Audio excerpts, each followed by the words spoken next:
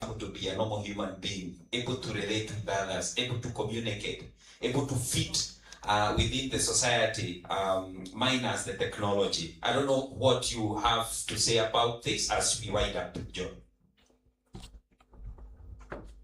Well, I mean, the point of it, like I said before, is that we should look at all these technologies as a tool to augment, to make us more, not to be a replacement, right? I think if we go with that in mind, we then do not become reliant on the technology. If anything, it should enable us to have more of our, as we call it, our humanity back, more time for you to do other things that would make you be more human. If you spent the hours on a particular task, one on that, and then spend 2 hours on something else that more human, that could a plus to look at from that point of view. So I guess just to augment and make us, it should be looked at as an assistant. That's my take on it. Thank you, John. Maybe I'll allow the audience if there is any banding. I know we have interacted with you as we were going on, but I'll allow if there was any banding. But from the look of it, people are satisfied. I'll share with you, if you allow me, I'll share with this group that presentation that you have made. If the second one that you're saying it's on the way, when I get it, I'll also share with them with your permission. And I'll also share with them your email address so that whoever wants to follow it up on the issue of collaboration and also on how they can upscale their skills on the IBM Skills Build platform, they can reach to you. But from our side, Chuka University and my team that was organizing this, I'd like to appreciate you, John, for always supporting us. You were with us in 2024, you are with us again, and we look forward towards more collaboration and working together. Thank you, John.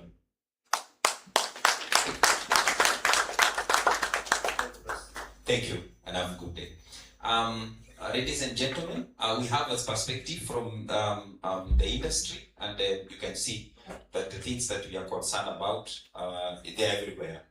But now, especially when it comes now to commercialization and making these technologies reach far and wide, and the commercial aspect, as Rose is saying, and the ethics, institutional governance, and issues that comes with it, this is an ongoing discussion. We have not settled yet. So allow us now to move to the next presenter who is with us. We have Professor Edward Obui. Obui will come here on stage. He was with us yesterday. He spoke as the keynote speaker to kickstart the day yesterday and also give us a perspective for this.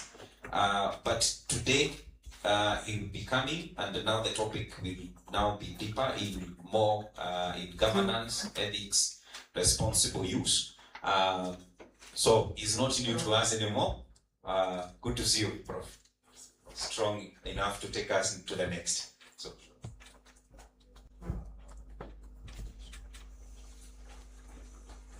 Thank you. So I would like us to rise up again so that we mark the end of session 1 and we transit to the second one. Kindly stand up, all of us.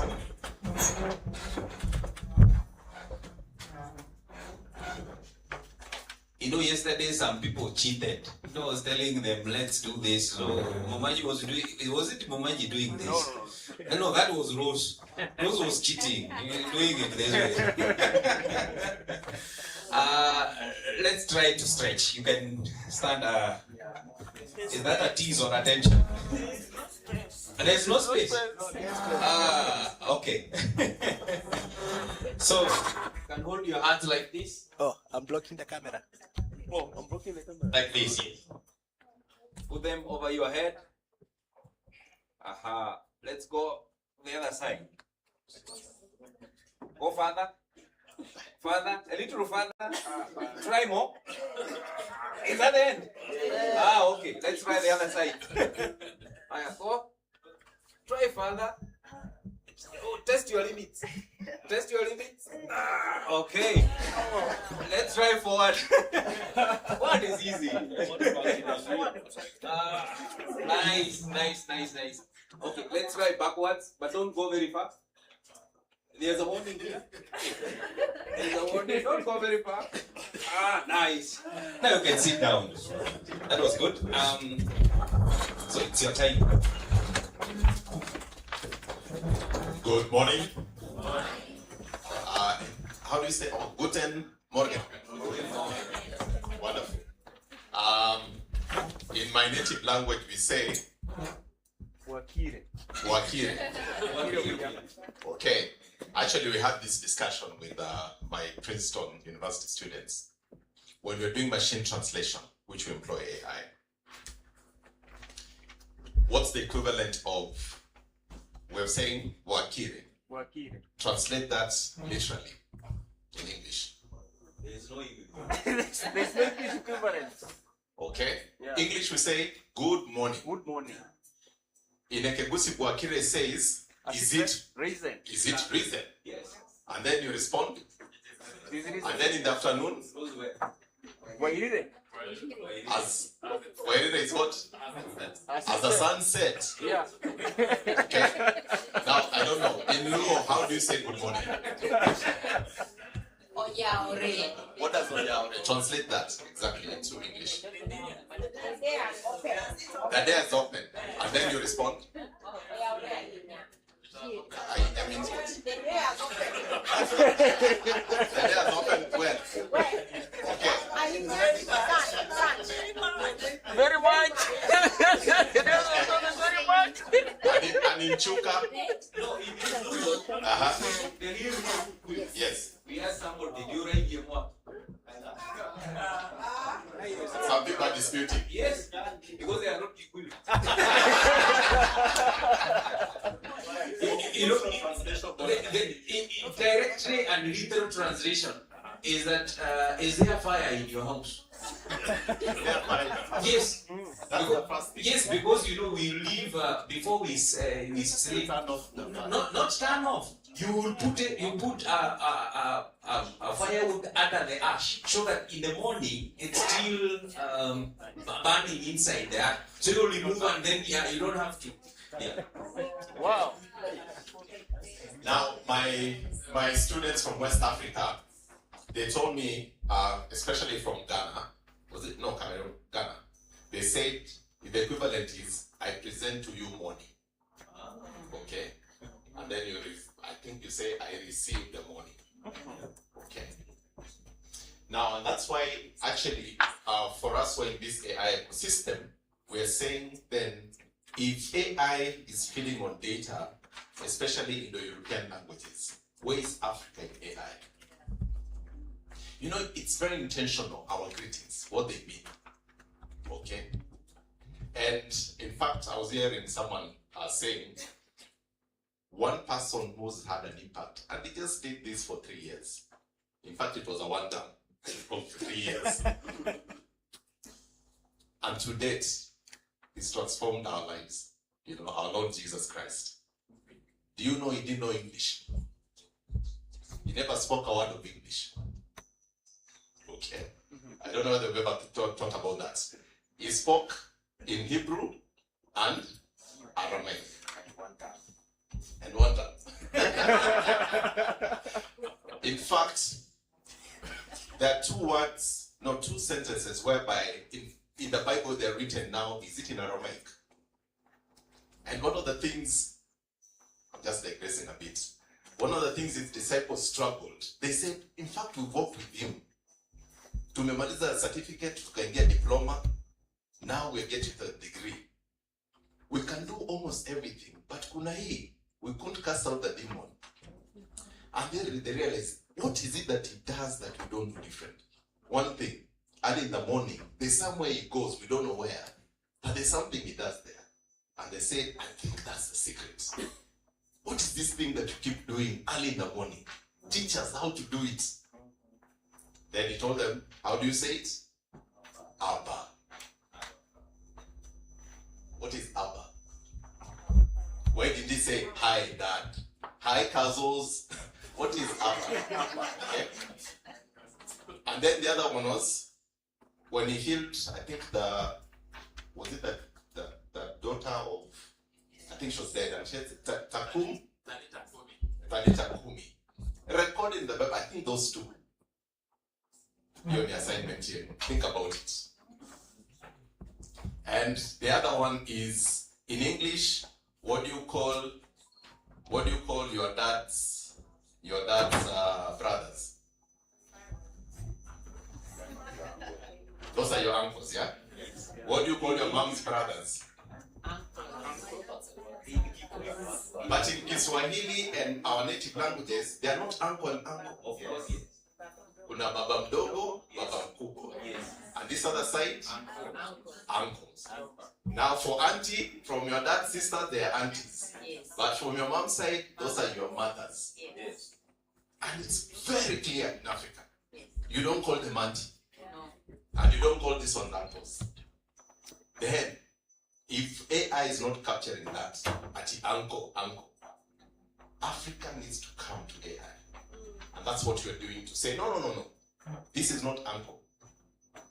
In fact, my Baba Mdogo, because my dad is the firstborn, Baba Mdogo's children, his sons, are my brothers. I don't call them cousins, okay? But this other side, they are Mabuzo, okay? Is AI capturing that? So that's what we're doing in our ecosystem. And the first thing is collecting data and ensuring our native African contextual data is actually represented as should. Okay. Yes, sir. Prof, while on that, yesterday there was this discussion on following what is going on or what has gone on in Africa. And you notice that most of the European countries' football teams are actually African. And yet there is no Mzungu playing for any African country. That is exactly what we are talking about. So while you are finishing your preamble, I want you to have that in mind as we go on to apply it on AI.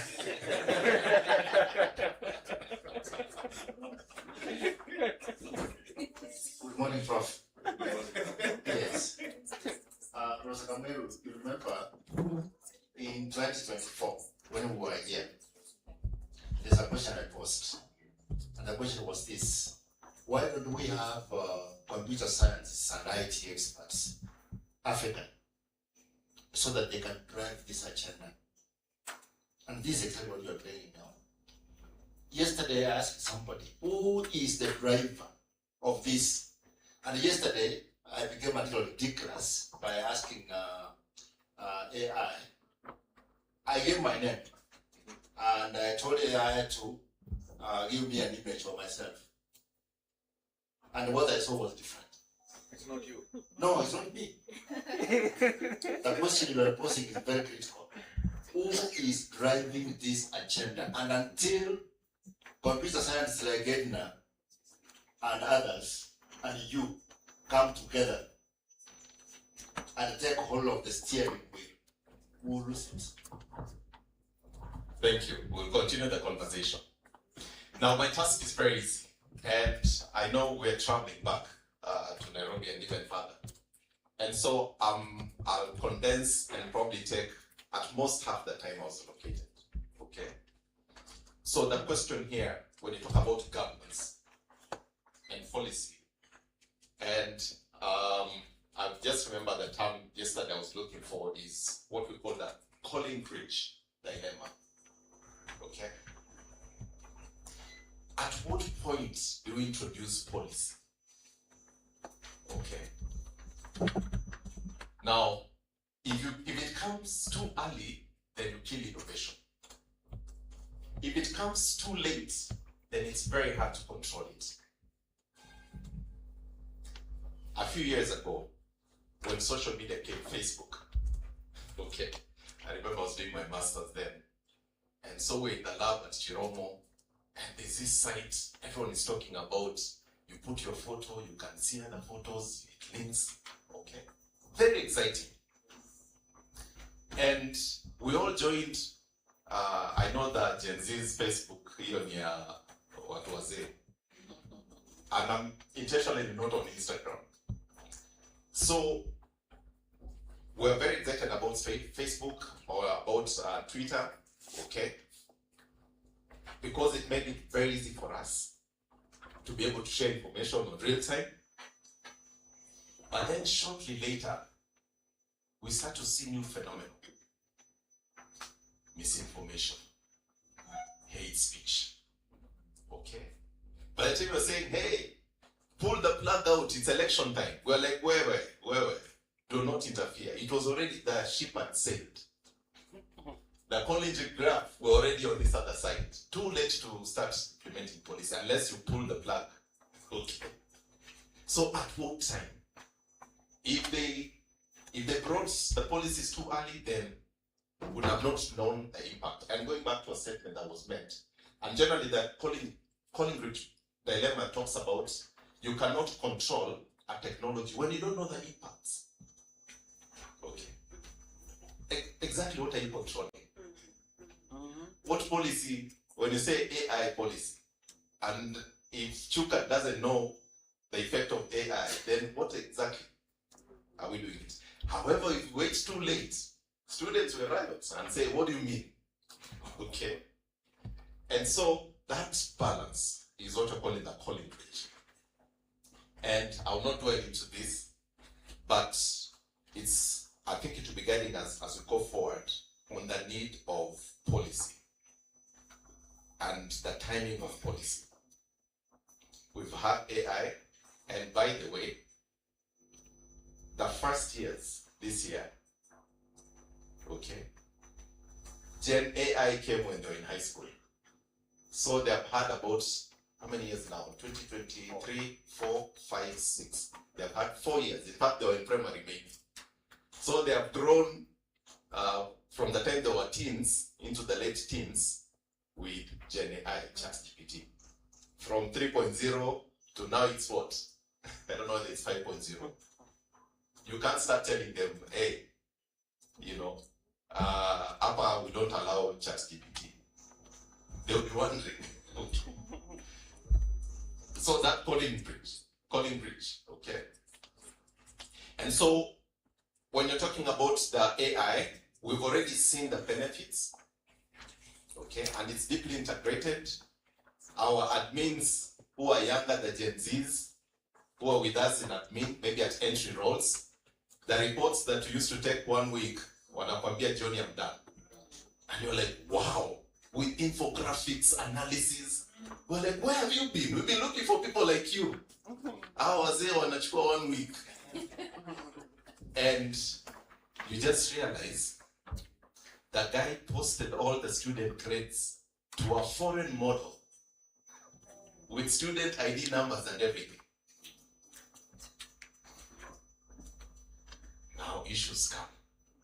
Information which should not be private of anyone outside the boundaries of the institution. But because of the pressure, anashanga, why? This thing I can just throw it there and da-da-da-da-da. Were they informed? Is there a policy within the institution to bar or to guide people, the guardrails? Okay? So that, and this actually happened for a bank, a very entry-level employee. He took the information of the customers of the bank, put it in this LLM, generated very nice results. And then that information already leaked, customer name, the details, everything. It was skills. Okay.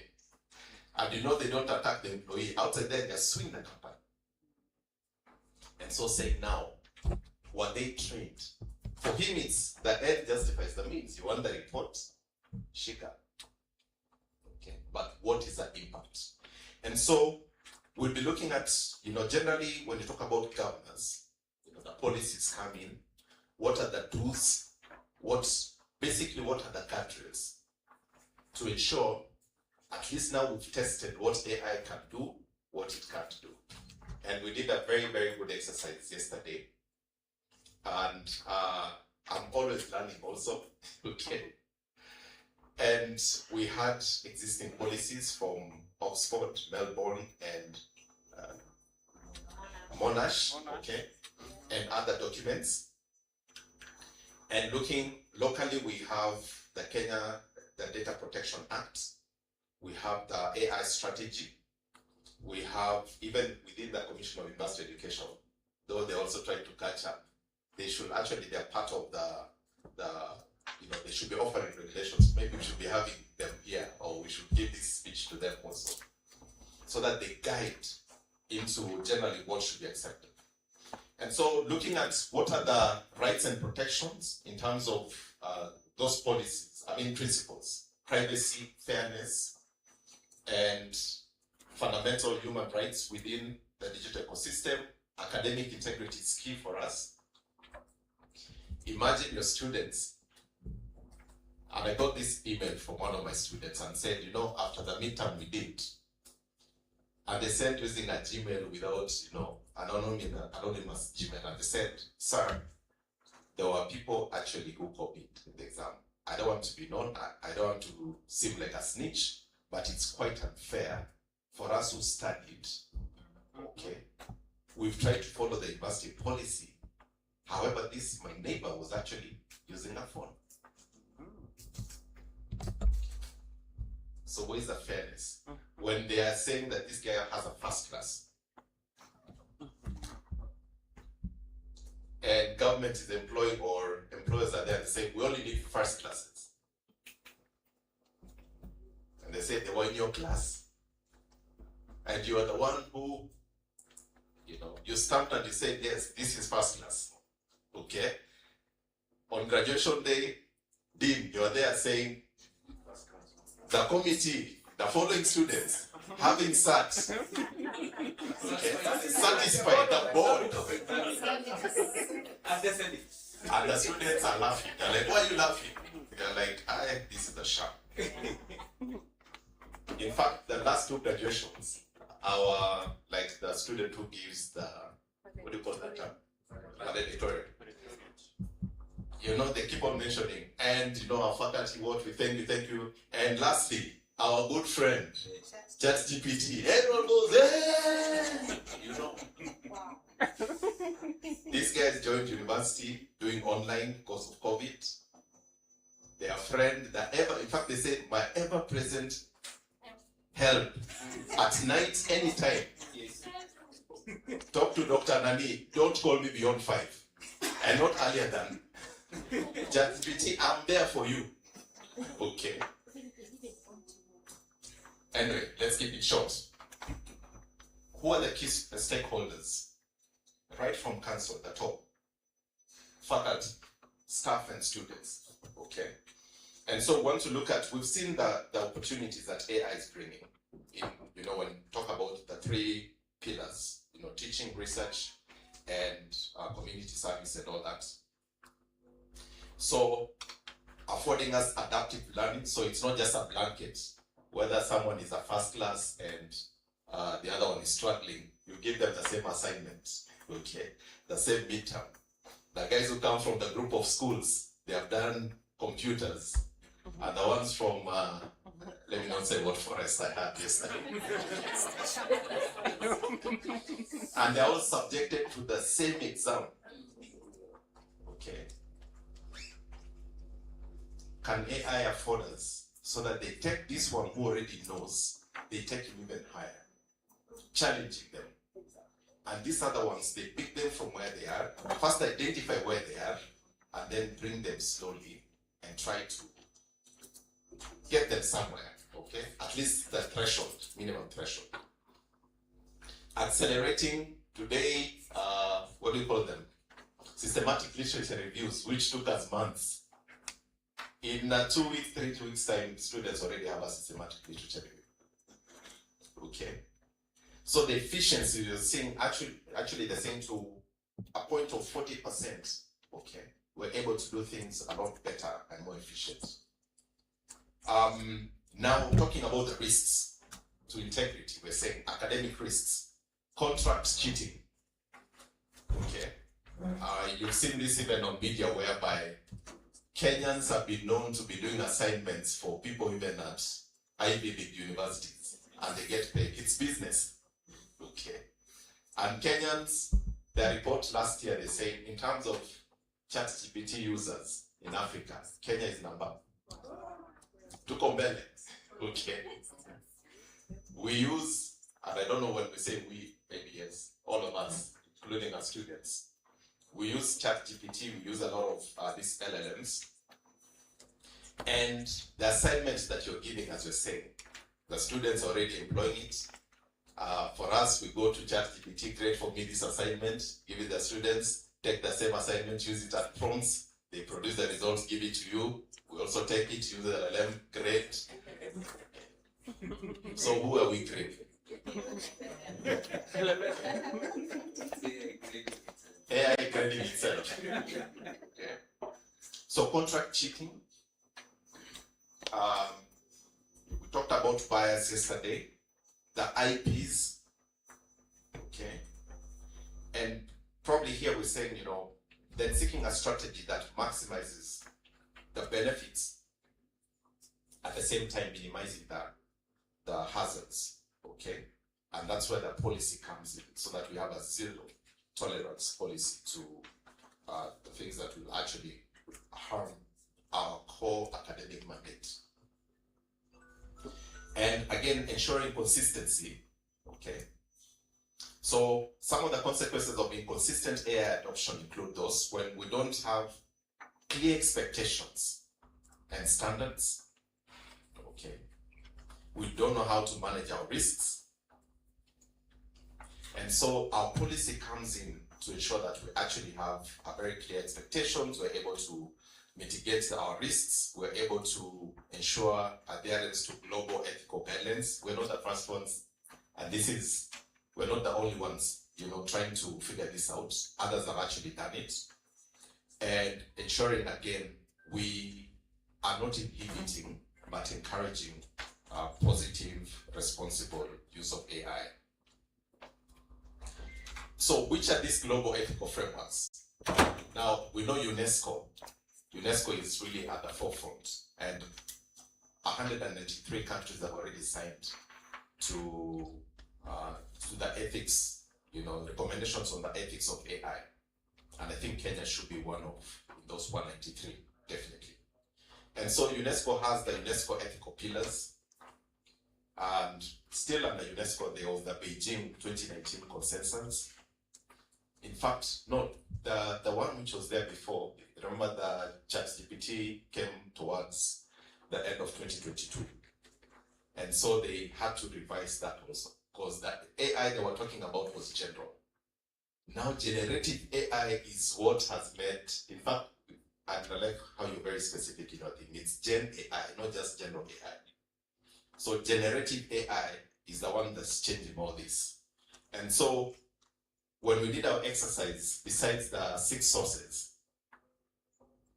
I made sure I added the UNESCO and I added all these other ones, so that we're able to take care of all those to ensure that we've captured them. So when it comes to risk and other regulatory agencies, we have the NIST AI that looks at how we're able to mitigate AI risks through, they have 4 pillars or 4 key functions of govern, map, measure, manage. Then we have the OECD AI principles, okay. Locally, we have the data protection, I think I've talked about it, University Act and CUE, and we have the National AI Strategy. So all those, it will be very important for us to see what are they saying about what we're doing or what we want to do today in terms of AI policy. But generally, even the earlier speaker mentioned some of these principles. And so at the key of the UNESCO one, they talk about human-centered. This tech is there, but the human being, which we should be the pivotal, or we should be the skeleton behind all these, whatever that policies that you're talking about, because you're not making policies for computers, okay? It's first of all to protect us, to ensure integrity and all those things, transparency, data privacy, resilience, innovation, etc., academic integrity, talking about accountability, non-discrimination, accessibility. Okay.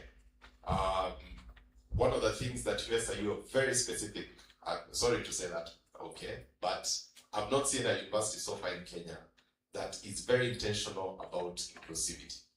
And when I say inclusivity, it's everything. Disability, whether it's visual, we have a whole office, a directorate on inclusive, okay?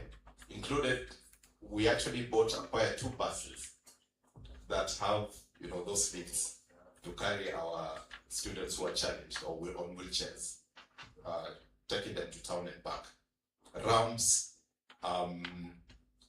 every semester when you get new students, they actually send you an email telling you student number this and this in your class is visually impaired, or they have ADHD, whatever, or whichever other challenges, please accommodate them. And you also maybe have a blind student or a deaf student, you'll be having an assistant in your class. So send the notes ahead of time, either do braille or this side of the class would be for the translator. Okay, very intentional. I don't know what you're doing in your university, but we're very intentional. Yes, we can learn from each other. Okay. So how do we define our boundaries? How should we use it? What are the permissibles? That's what we did yesterday.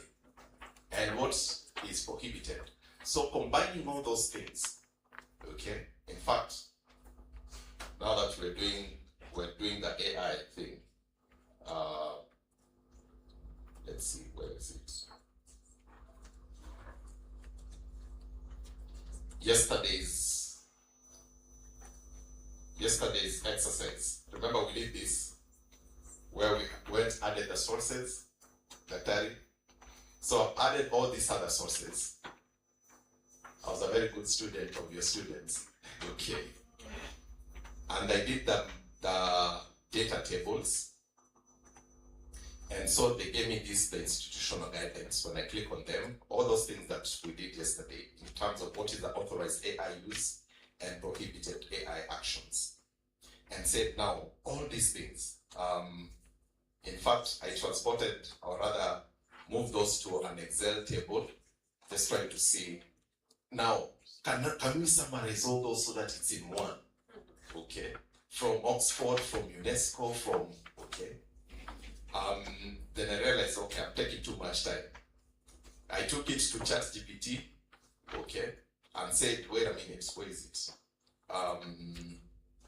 Trying to see where it is. And said, can you do a nice summary that captures, actually, not even a nice summary. I realized when you say, do the mind map, it does the mind map of the documents. But now I want a mind map that actually summarizes this particular do's and don'ts. And I realized this tool was Notebook LM could not do that. So then I took that to ChatGPT and said, now do for me a mind map of this. And these are the results here that capture now all those different results based on the exercise that we did yesterday. Authorized AI use. 4 key components: in research and ideation, in manuscripts and content preparation, in educational support, and in operational efficiencies. So they explain each. For research and ideation, literature reviews. You can do synthesis of complex literature, the systematic literature reviews, hypothesis generation, formulating research aims, and developing initial hypotheses, just based on all those documents that we had yesterday. For data analysis, organizing data sets, standard code generation, qualitative coding of transcripts, okay? For manuscripts, you can do language polishing, our Grammarly, okay? Translation for multilingual content, drafting standard. Now, the people went to learn in China, okay? Your translation comes in there. Drafting standard sections, creating first draft of non-content sections, like acknowledgements. visuals, creating explanatory images like flowcharts, timelines, and data visualizations. Then in educational support, skills development, okay, whereby you're able to use tools to critique one's own writing and develop academic skills. And I think Dr. Thiga had done that. One of the prompts saying, you know, before I publish, look at my manuscript, you know, acting as a very strict critique, okay, reviewer, you know, what are the areas according to my manuscript should, okay, accessibility and all that. So I think this captures it very well. For administrative tasks, for the ones who are doing reviews of, you know, papers and all those, they're saying matching manuscripts with the reviewers and detecting duplicate submissions. Okay, you know, during our PhD days, there was this aspect of change the topic, use the same paper, peleka kwa hii jana ngine, change hapa kidogo, hii table, then give it a different title, see, this is my second, third, fourth publication. I said, no, but it's exactly 80% match, okay? And you can be able to detect that. Now, what about the don'ts? Based on what we did, accountability and authorship.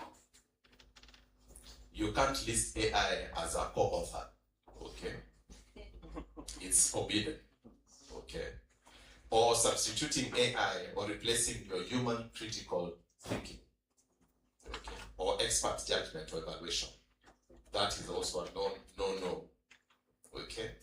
In terms of confidentiality, as a reviewer or academic, whether it's a thesis or a journal submission, you should not pick the whole document, upload it to an LLM to do a review for you, okay?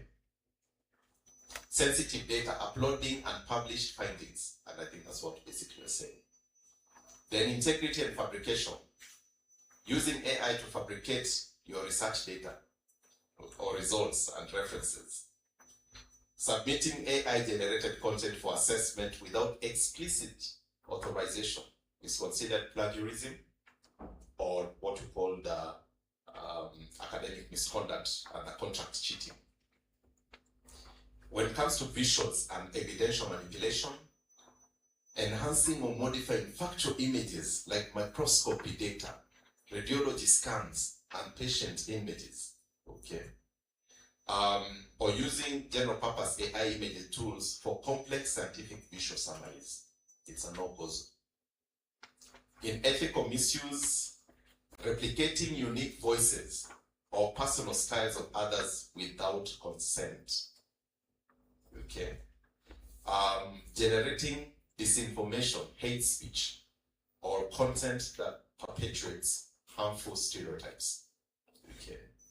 So all this, the principle here is protect academic integrity, confidentiality, authenticity, and trust. So AI should not replace human responsibility, judgment, or ethical conduct. And I think these two captured very well the exercise we did yesterday in our different groups. Based on those documents, plus I added the local context in terms of the Data Protection Act, and also and basically we're saying AI must be transparent, ethical, and aligned with institutional policies. It's not working in isolation. Okay, so ensuring there's human oversight, fairness, privacy, transparency, and accountability as the key principles. So I think that's now combining both. Okay. And probably these are the kind of posters now we should be having and saying AI policy in summary on our corridors, in our schools and departments. Because when you give them an AI policy 6-7 pages, no one is going to read that. But I think this is very easy to, you can even print out as flyers. Our graduate students on orientation, it's part of the package. Okay? As a general guidance. Now, our proposed, and because we're saying it's not unique, what's the proposed AI governance structure? It starts from the University Council. offering that strategic oversight right to the VC. And I'm very glad that the VC, at least for Chuka, was here, and they'll be able to ratify and endorse maybe the work that, or the output from this workshop. AI Governance Committee, Dr. Edna Unakazi hapo. Okay, by default, maybe you're the chair. Did I hear that? Okay.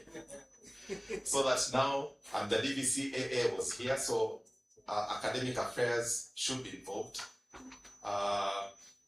Prof. Kamweru, I hope the ICT directorates, sijawaona hapa, but they're really key. They're there. Okay, very good. And the university librarian? Okay. But remember, all the thesis documents, they have to find their way there. Okay. And if they are left out, then that's a gap. Okay.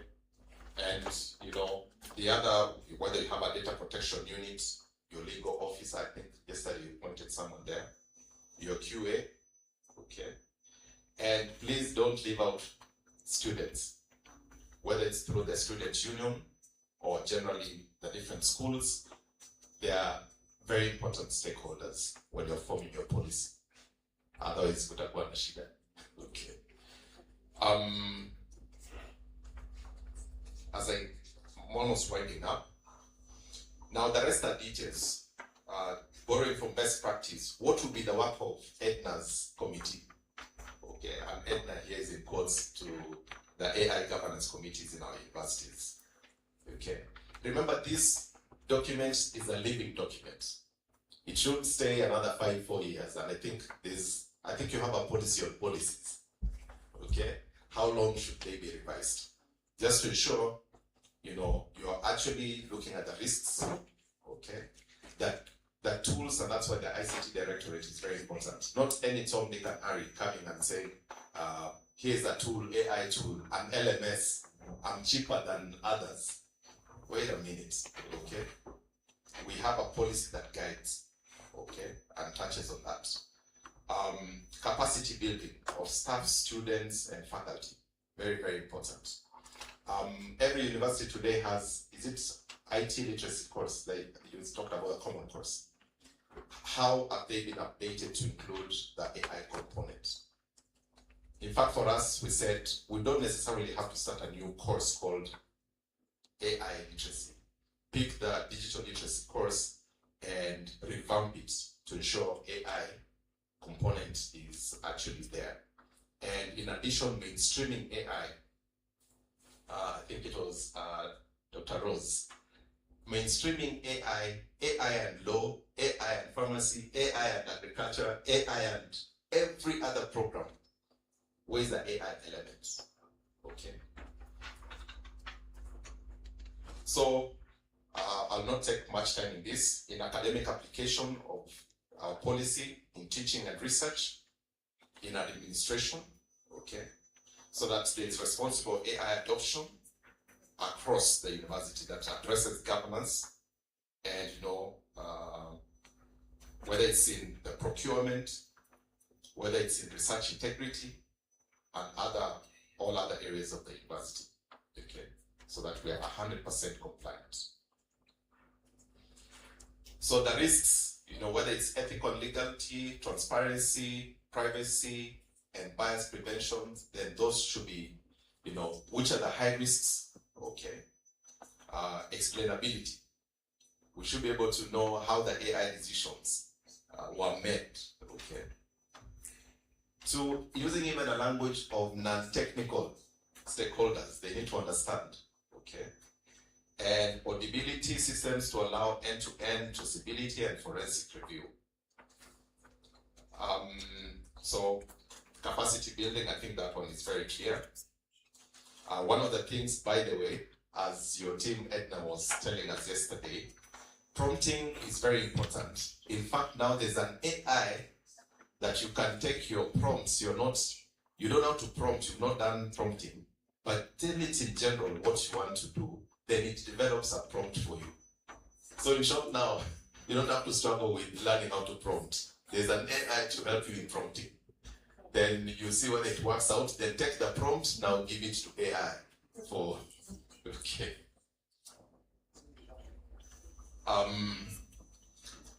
Then as we wind up, we're dividing this into what can we do immediately, what can we do in the short term, and in the long term.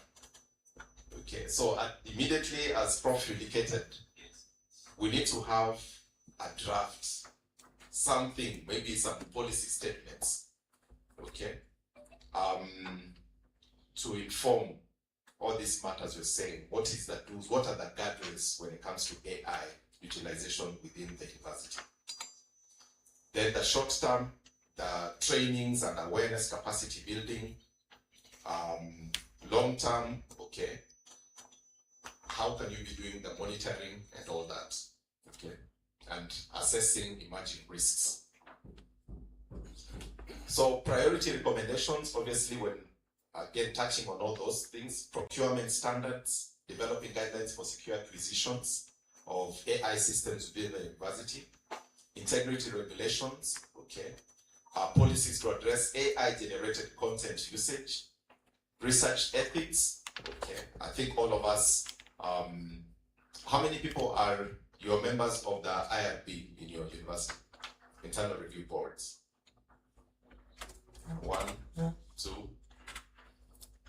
Okay, I think we need to have more and more people to ensure when we're reviewing our theses or research that are coming, that is also, actually it doesn't even have to be on IRB, on the batch that we are supervisors. Okay, capacity building and a unified, obviously, AI policy.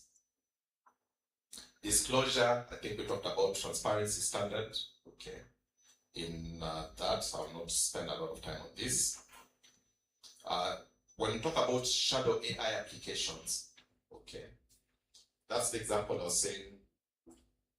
You know, sometimes if it's not clear, people come and use tools and take institutional data at their personal level, maybe their own laptops, take university data, subject it to these tools, which are foreign based, you know, and that data is kept there, a copy of it is kept there. Now, one of the things earlier this year when we did the AI hackathon, national hackathon with the national intelligence, the key question is, how can we achieve AI sovereignty? If you put your data on ChatGPT, servers go wapi? They're having a copy of the grades of students at Chuka University in Africa. Okay, they are having a copy of the raw data on some research that you're doing. Is it not possible to have something, instead of every time shipping this data for the models to do it, then we get a copy, can that data be within our jurisdiction in Kenya? Okay, and that's when we're talking about sovereignty. That comes with investment in technology, etc., etc. The Chinese have done that. Okay, they did their own AI, the DeepSeek, at a third the cost of OpenAI, the ChatGPT. And they were very clever. First thing, let's get the chips. You know, you come on unatengeneza gari, lakini you bring the parts. Because when you say I'm importing a vehicle, taxes. So bring the chips. After a while, you know, assemble the whole thing. Use your own data. Start training your models. And there you are. Okay. So, what about Kenya? What about Africa? Can we talk about sovereignty of AI? My prayer is, with what we're doing in this ecosystem with Dr. Edna and others, we'll get to the point where we're also talking about an AI sovereignty. We're running our own LLMs from Kenya.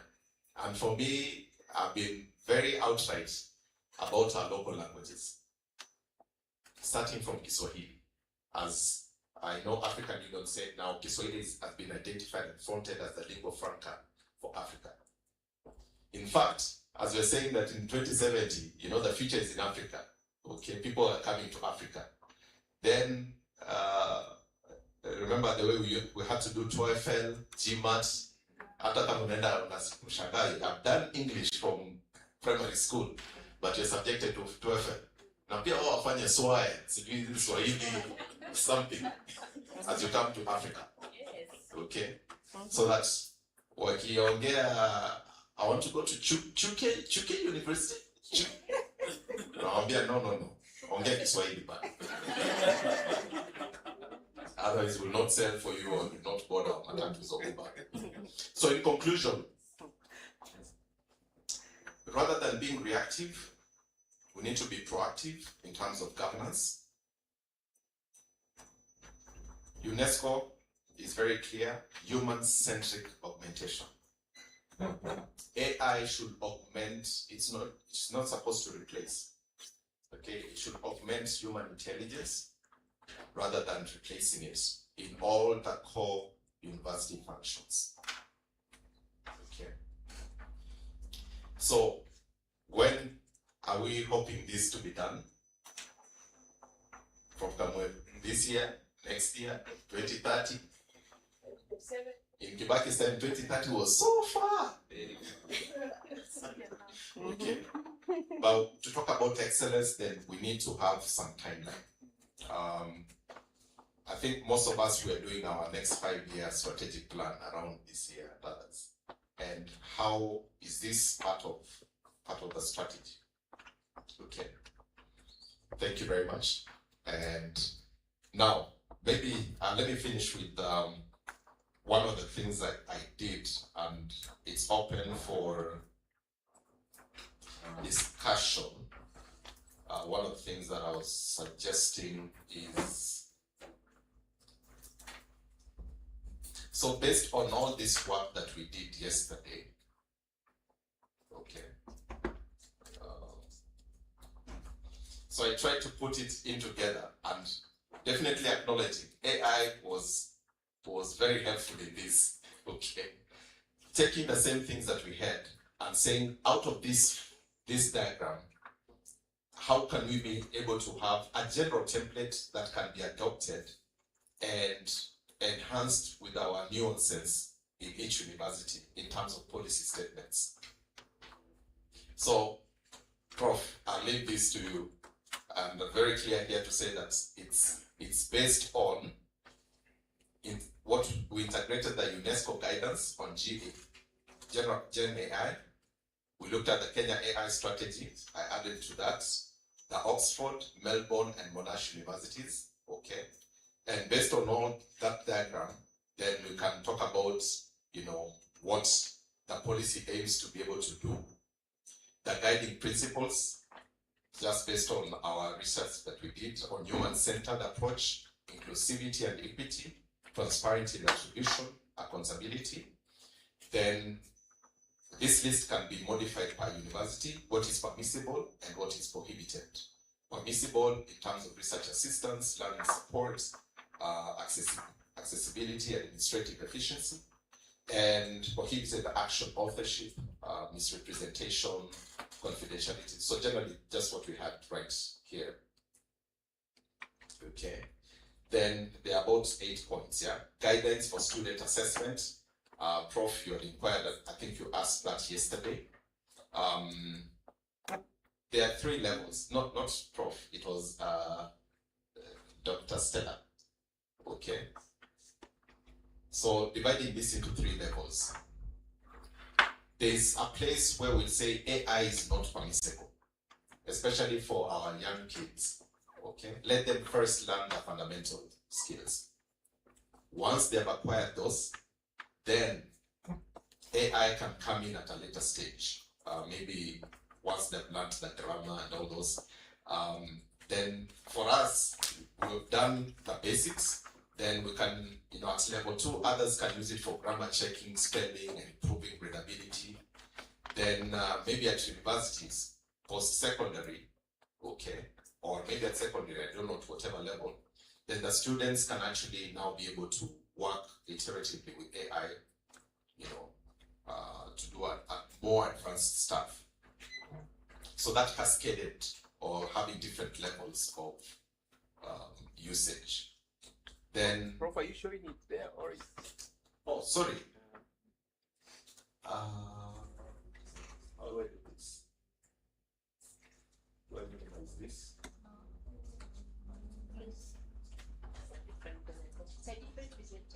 Oh, it's a different presentation. Okay.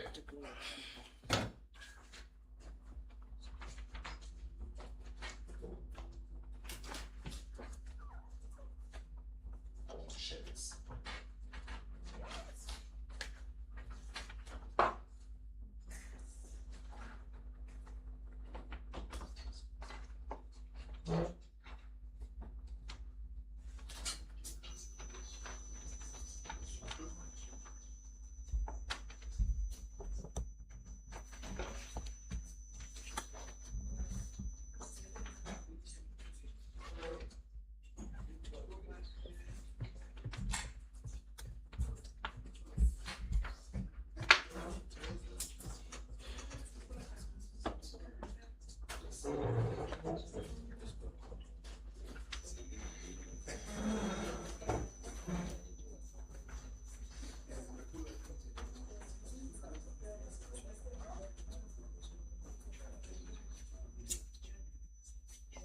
Thanks, Doc, for that. So, yeah.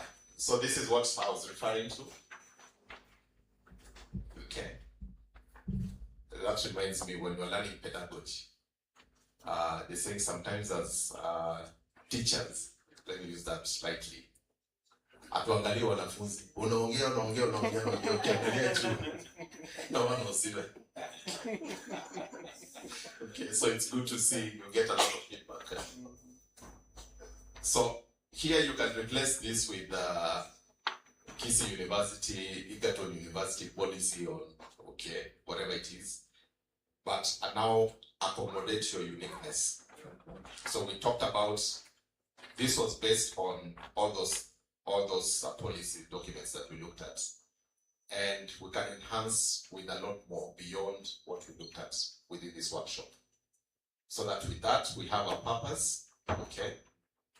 Position the university as a leader in AI research and development, the guiding principles, okay, which were the human-centered, inclusive, and equity, transparency and attribution, what is permissible and what is prohibited, okay.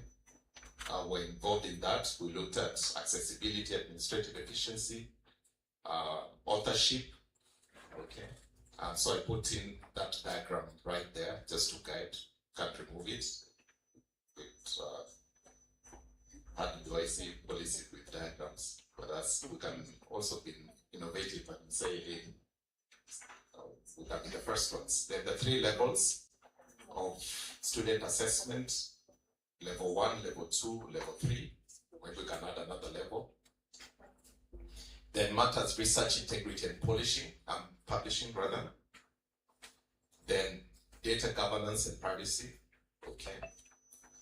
Capacity building and AI literacy, so talent development, continuous training. Then matters compliance and monitoring.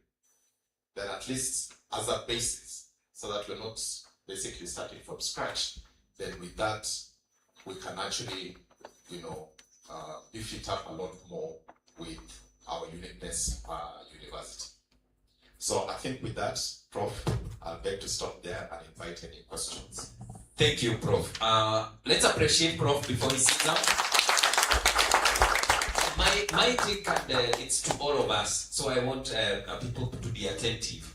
I'm looking at that because basically that will be our output from this workshop. And we had targeted to reach here and we are here.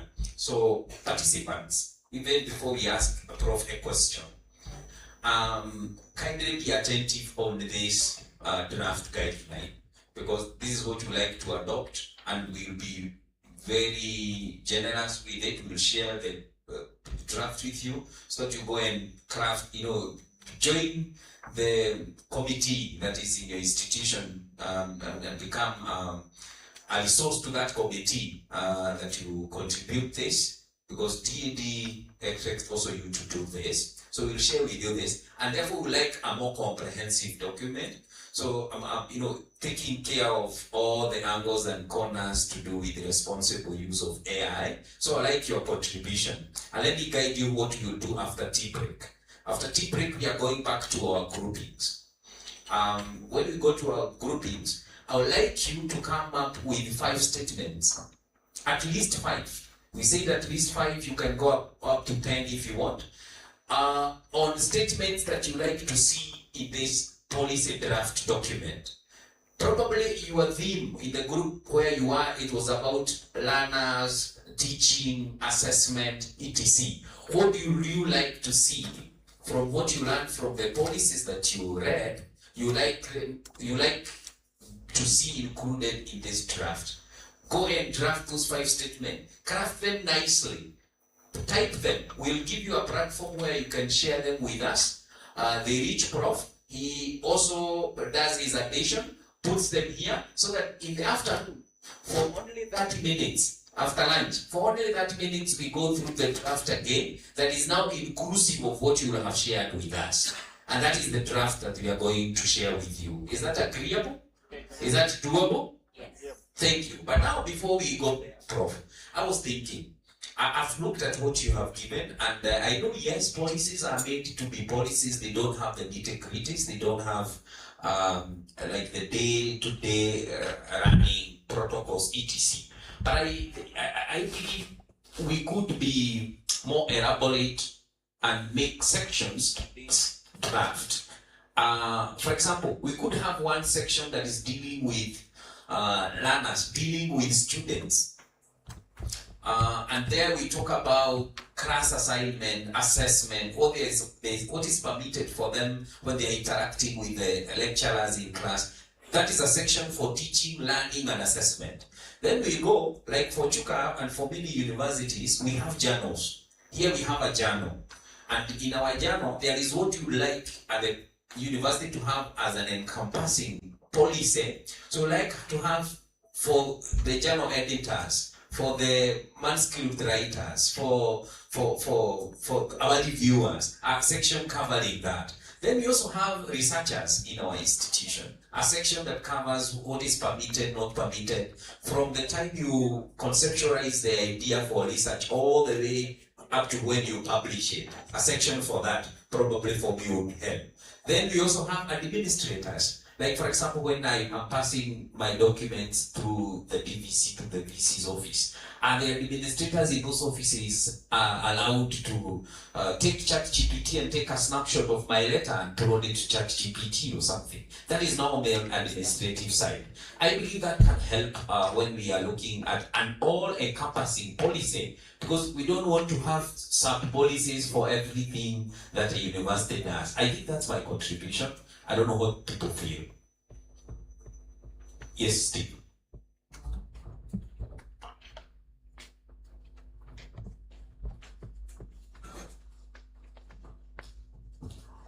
I can't answer because I have mine. I have my own problem. And my problem, I think that from this forum, and thank you, Prof, for a very good and insightful presentation. That was very insightful.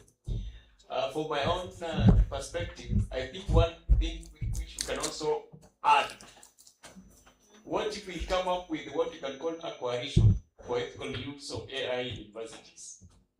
That encompasses all of us. When you speak in future, now we don't speak as Chuka or Longo, but we speak as a coalition.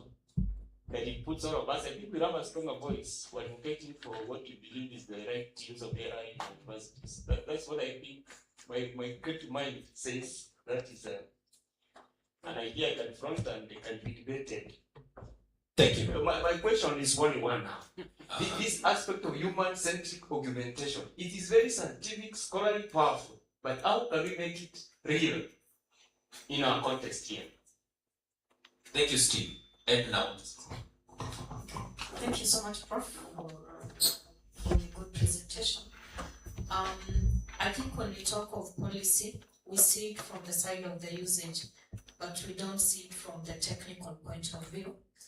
As a developer of these AI solutions, I think we rely so much on the international platforms, and that probably goes against the data sovereignty that you're talking about, because if you have to train a model, you have to upload your data, which some of these data are very sensitive, especially for us who are dealing with medical data. Part of what I've heard, which is rumors, I'm not very sure, is there are a group of people who are developing some policies, especially on the implementation of GPUs, because if you have to run some of these systems, you need a GPU. But they are talking about regulating the installation of GPUs, because these GPUs, ideally, they use a lot of electricity. So I don't know what your take about that. Is it something that is going to work against us as developers or as technical people on the development of AI? Because now, if we do that, it means we'll rely on the international system. So I don't know what's your take about that. Proceed. I think those are very valid concerns. Yeah. Back to the Colin Rich dilemma. Currently, by the way, Kenneth, I'm not speaking on behalf of Kenneth, though they have funded me. Kenneth is doing something. They have actually invested in some very nice cluster computing for researchers. But then you can only do so much because you have to be scheduled. Making sure your work is ready, your data, then they can't give you that slot forever. So if you're gonna take, like, maybe you're running your models, your data might, maybe you might need 2 weeks or 3 weeks. If you shall crunch through all that, maybe you want to do another second time or third time, then you hand the baton to another researcher. I think they can only accommodate so many, but it's available. And probably we can be able to, I can ask Prof. Kashon to also, I don't know whether they come to this side of the country. They do, okay, to explain a lot more about, because they did that for us in March this year. Now, at institutional level, it's very expensive. You've heard of things called data centers. I know we're talking about one in Kenya. Actually in Kenya, whether it's at Konza, there's a big investment at Catholic University. I know IBM, they've set camp there. And data centers currently, it's in the US whereby private companies are able to run their own because they're very expensive. When you look at those campuses, some are actually bigger than Chuka, okay, university. In that, as data center covering all this, okay. And as you rightly said, the power, and our employee number one in the country made a trip to the US, and I think aliongea sana. And the reality on the ground is we don't have enough power, as you rightly said. They will consume a lot more from our national grid. So hiyo imekanyagiwa kidogo until we put our house in order. And not only the electric consumption of the GPUs here, and all those processing. How are they cooled?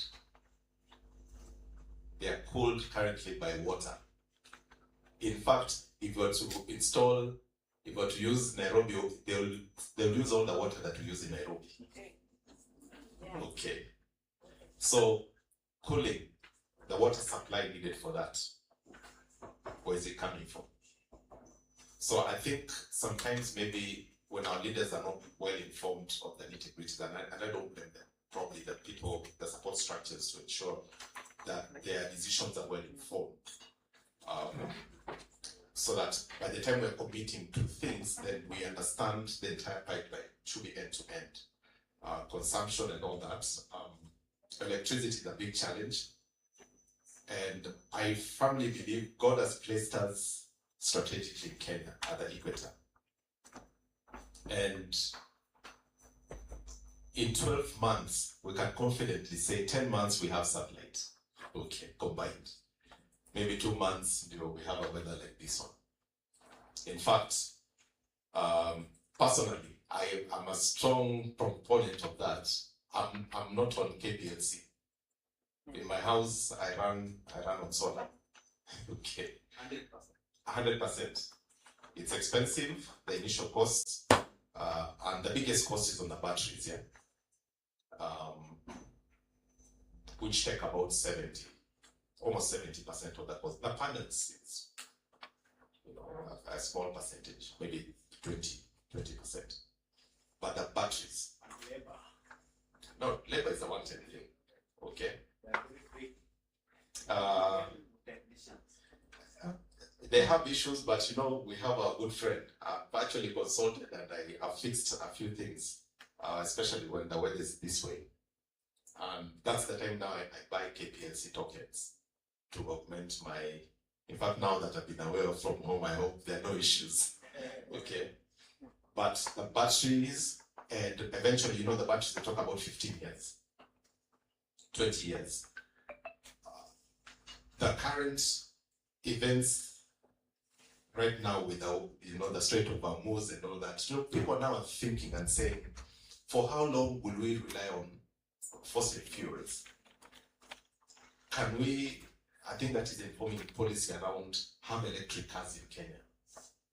When I was in Norway, when I was doing my PhD, Norway is one of the countries whereby they have an ultimatum, I think they say by 2030.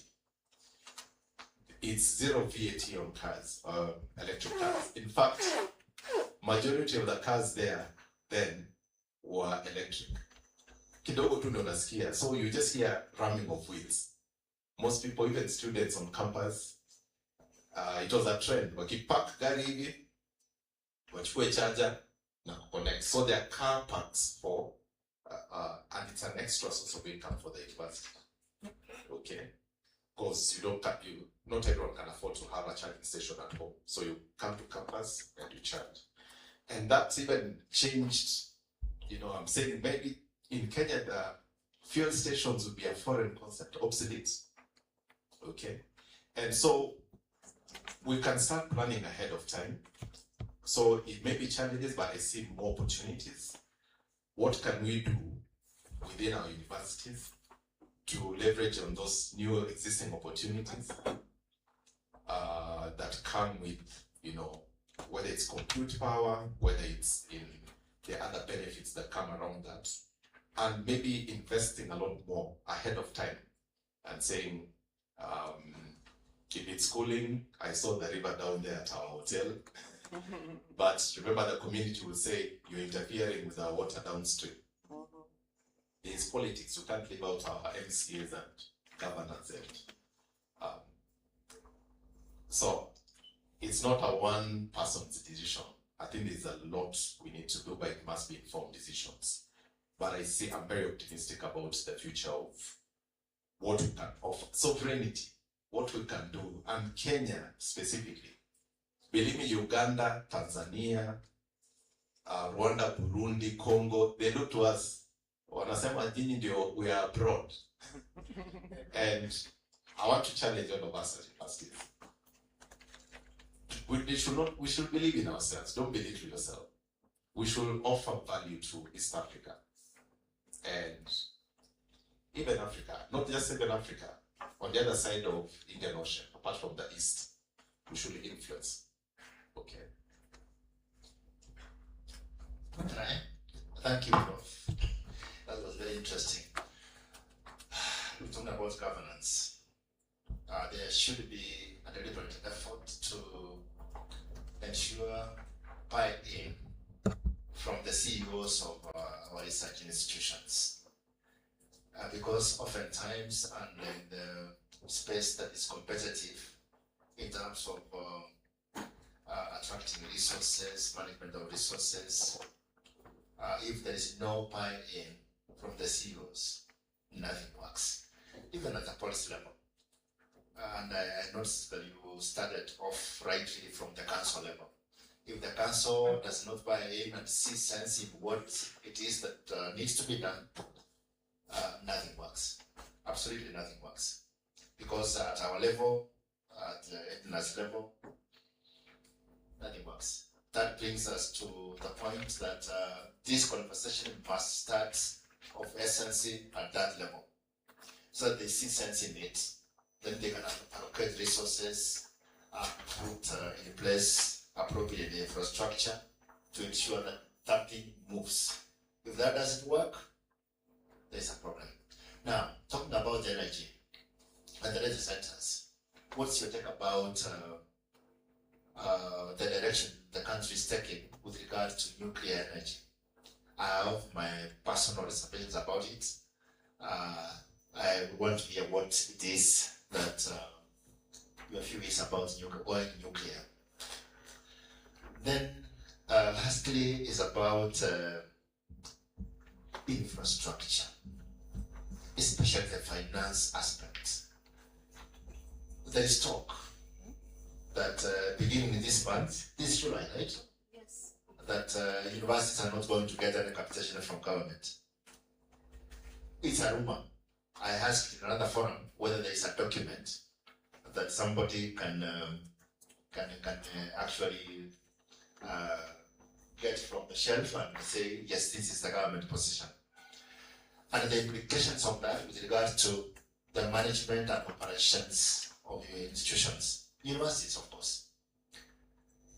If there is no capitation coming, or rather, let me put it differently, the capitation is going to follow the students. Recently, we saw students are not interested in getting to universities. They are charting their own paths to do anything, which means then there will be a dwindling of resources that are coming from the national government, treasury, to the institutions. So then how does that fit in terms of mobilizing resources? Because obviously we cannot depend on the US or Europe for purposes of doing our thing, as it were. And you know, as I do, that there is always the good objective of government contributing 2% or 2.5% of the GDP to research, which has never happened, which may not even happen. So how do we get this thing right so that as we run the race against time, we get it right, as it were? Thank you. Could I answer that, Doc? Yes, briefly, as we head to One more question. yeah, so that we also head to tea break, we come and continue with the conversation. I think very good questions. Disclaimer, I'm not an expert in nuclear, neither in energy or, and you know, I'm from the private, so I read those things, what you're saying, they're a bit foul. Sisi unalipa fees yote. Okay, ahead of time. And though, by the way, it's tough. When you used to have some parents pay fees for the whole year, squeezes after they wanalipa per semester or an arranged. Okay, so you can see, there's a change. But the first question on nuclear, the little that I know, it's beyond Kenya. You know, the big boys control who can do nuclear or not. We've seen what has happened with Iran. You will not have it, you should, and you will never have it. And Nikama, they consider it, if I use an analogy, I might be a bit off. They don't believe mtoto anafaa kupewa wembe or a knife. Yeah, you're not careful enough as a developing country to have nuclear. It might be turned, and especially on this East Africa, you know, there's an issue of terrorism on the other side, so the proximity is very close. So talking about nuclear, the risks are higher, and strings will be pulled to make sure some of those projects will never see the light of day. In South Africa, I know they have concentrated a lot more on coal. They have coal, and there are disadvantages to that also. But I don't know why we are not really maximizing on solar, that we're right at the equator, and wind. Though at Ngong I see more and more windmills. From my place I can see the windmills at that distance. Hydras for the longest, but we know the pros and cons of that, the seasons. So I think it's again a policy thing on nuclear. It may work. Diversion, a lot of investment on steel. Okay. And so just using the natural ones, but I don't know, bro. Yesterday I was hearing on our employee number one talking about the national infrastructure for wealth, whatever. Okay, and those are things that Norway and other European countries have done. In fact, whereby in Norway they were saying they can pay every citizen for the next 5 years without working. They have enough reserves. Now in Kenya, we go in cycles of 4-5 years. Nikitoka ofisi, nahakikisha nimewipe all the accounts. Okay?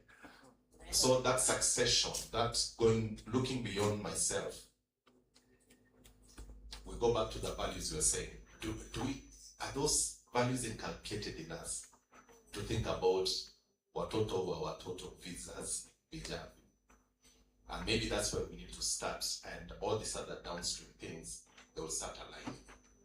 And as I said, you plant a tree not for you to enjoy the shelter, but for posterity, the grandchildren downstream. So if we touch the core of that, then maybe some of these things will align. Maybe people will look at us differently. Ethiopia keep on saying they built that dam without US support.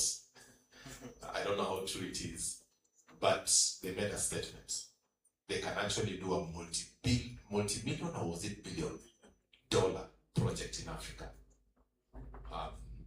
And why not in Kenya? And why not in others? But I'll pass your comment. In fact, I'm going to ask I have a very, very close personal friend who's in charge of, in fact, acting CEO of University Fund. Okay, I'll pass that comment to him and tell him their concerns. Okay, but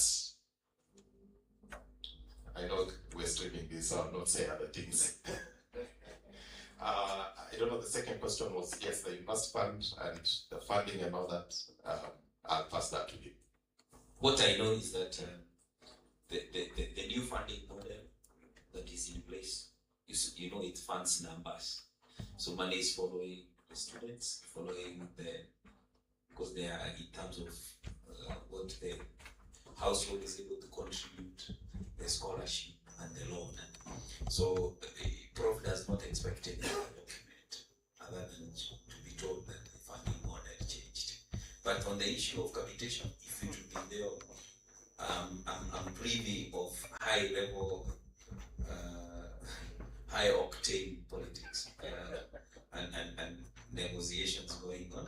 So and somebody saying it's not done yet, that they think they can influence politics and influence parliament to pass something. And now that we are heading to 2027, anything is possible. We can leave it at that. On the issue of nuclear energy, you know, I'm a physicist.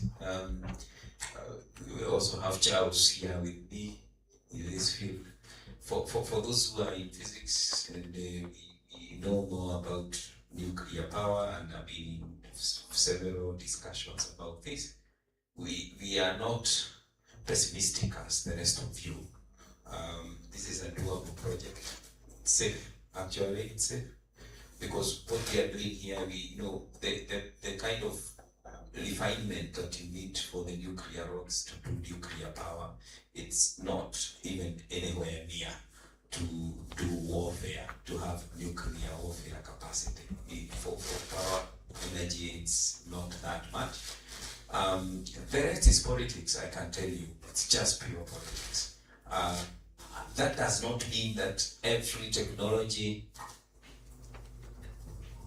that does not mean that everything we do is safe. It doesn't come with risks to the environment, is in the environment, but there are mitigation for all this, there are mitigation. But if you ask me, Kenya has a capacity, they say in many documents I read from EPRA ETC, they say we have a capacity of 10,000 megawatts for geothermal. And geothermal is safe, especially when you compare it with all those others.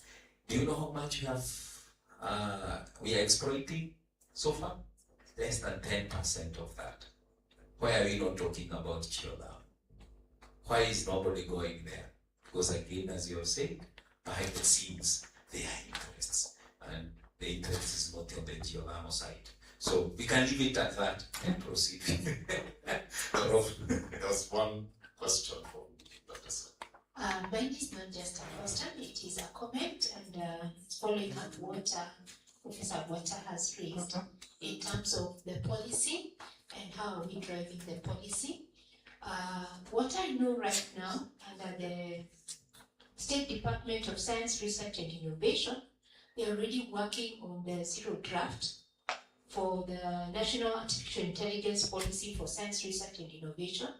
And I think we are timely, because right now they are still collecting data from the different institutions to see how best that can work. So I think we already have a platform from the ministry point, so we are not in the gray. I think we have some more light than gray in it, and I think it's the way to go forward too. Yeah, thank you. Thank you. Any other comments? I think we can say thank you very much. Let's appreciate Prof. Yes, again, we appreciate for your contribution also, and also the participant for following. For now, I don't want to tell you many things. Let's rise up, all of us. Let's rise up. Welcoming you for a cup of tea and a break, which will take at most 20 minutes, so that we gather here and tell you what we need to do. I would like to release, for those who like to leave today, release them mapema. So kindly, let's do things a bit faster. And as we take a break and we come and join our groups, Prof, these people in their groupings, they are going to give you their contribution. So you can give them a platform, maybe a Google form or Microsoft forms or something, so that we gather their views. They will have typed them for us. You incorporate that, so that after lunch is the only thing you're going to look at. So that at 2:30, we are picking workshop feedback from them, if possible, and I think it's very much possible. So let's give thanks. Our Father in heaven, we are very grateful again for giving us food, a cup, and snacks. We bless them as we take them. In Jesus' name we pray. Amen. So you are invited down first floor where we took from yesterday. Let's gather there and quickly.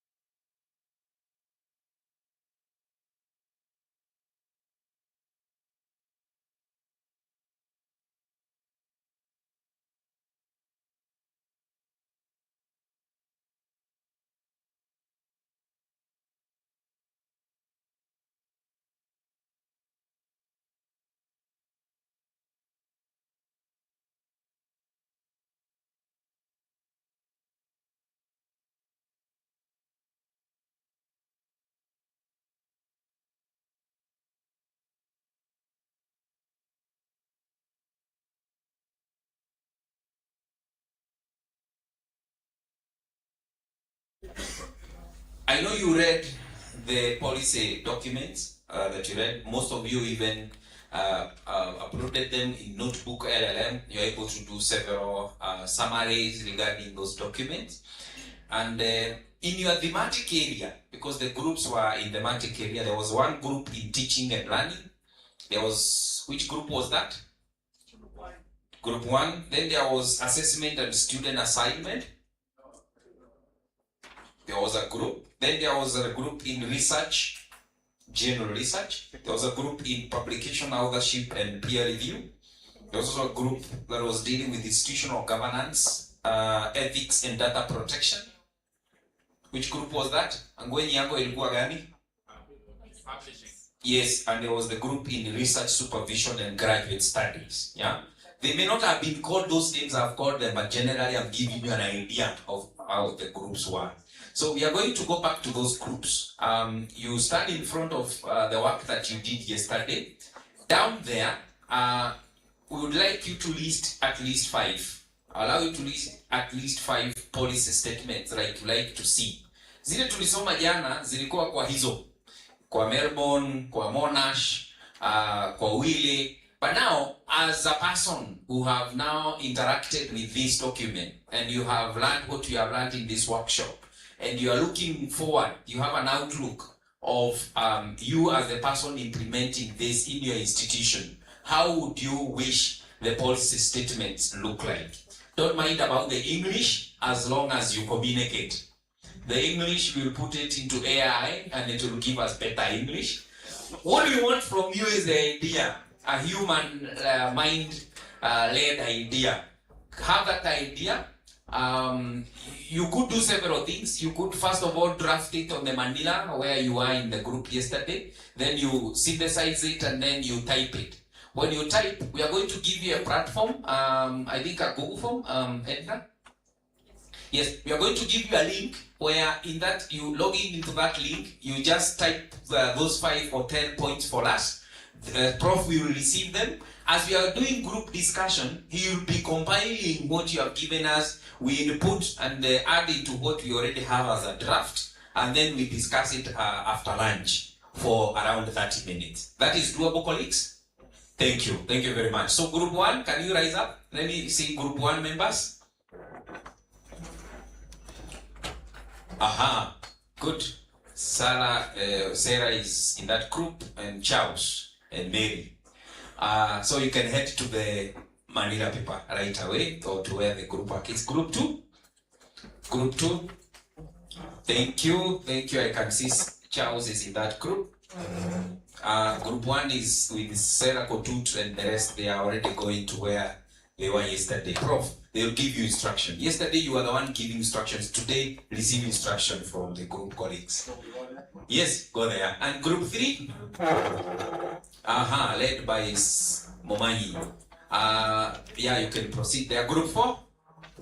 Group 4 members. Nataka kuona kama tulienda tukazao our groups. Tujazao, let's join. Group 5. Yes, group 5. And then group 6 was the online group.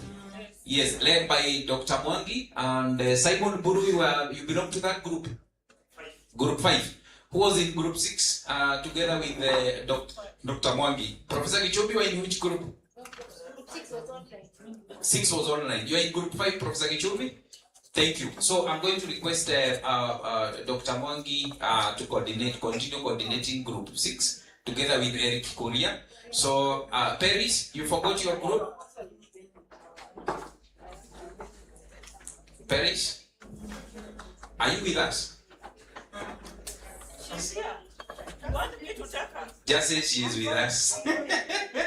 Ruth, Yeah, let's go to the group. Yeah. So whoever was not here yesterday and you are here today, just join the group that you like the most.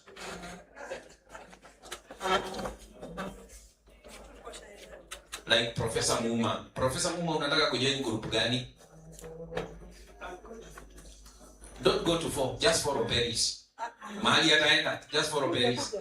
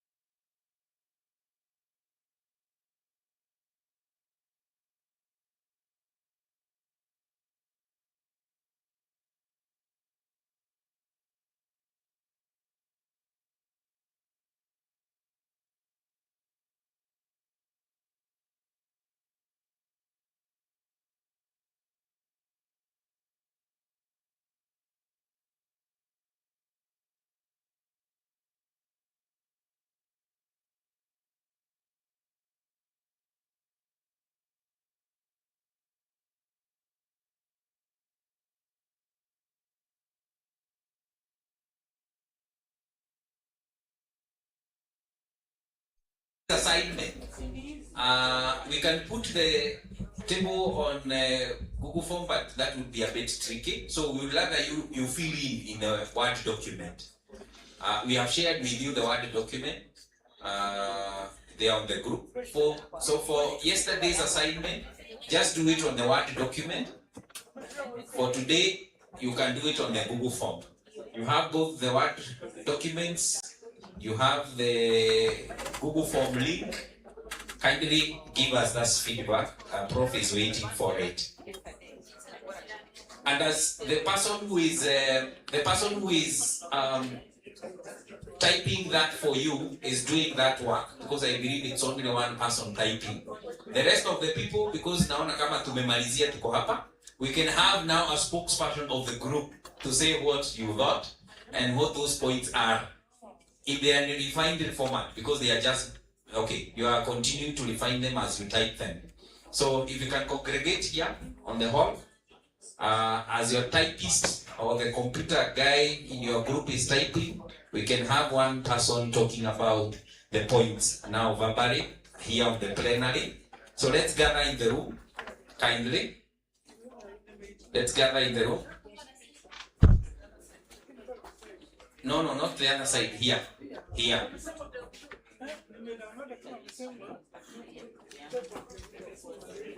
Let's gather here.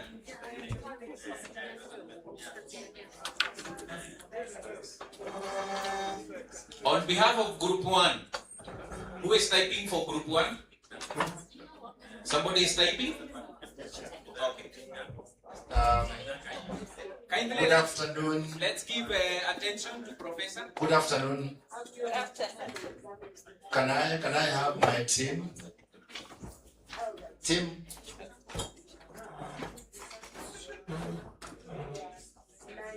Can I have my team, please? Charles Christopher, Mary, yes, Sarah, Pauline.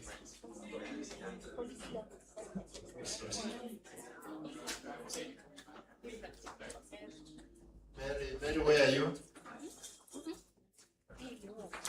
Charles?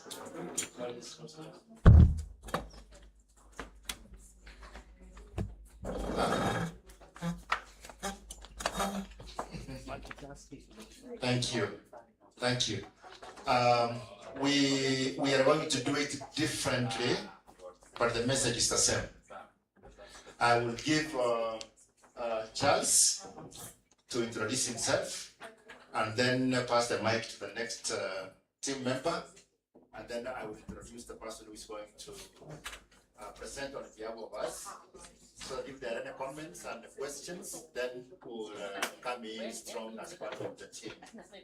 What's the level of this introduction? This is The level. it's 1 minute. Thank you very much. Good afternoon all. Good afternoon. I'm Charles Ochieng from Maseno University. I'm a chemist, and I enjoy more of use of computers and AI as I teach chemistry. Thank you. My name is Alexander Mudanga from Pwani University. My area is German studies and German as a foreign language, and also very enthusiastic about IT and AI. Thank you. Hello, my name is Kutut Sarah, and I'm a public health psychologist, and I'm passionate about psychometrics and mental health. Good afternoon. My name is Esther Rugendo. I am a global health practitioner, and I'm a current PhD student at the University of Heidelberg in Germany. I am passionate about mental health and digital health. Good afternoon. My name is Pauline Mwaka from Chuka University. I am a PhD student taking PhD in computer science and a staff here, passionate about deep learning. Thank you. There is one team member who is not here. Dr. Mary Mwangi, where are you? If you see her, please tell her to come. John Sakwata is my name. I am passionate about meeting people and dancing to L&B and singing also, as Rose would tell you. Anyway, this is the team number 1.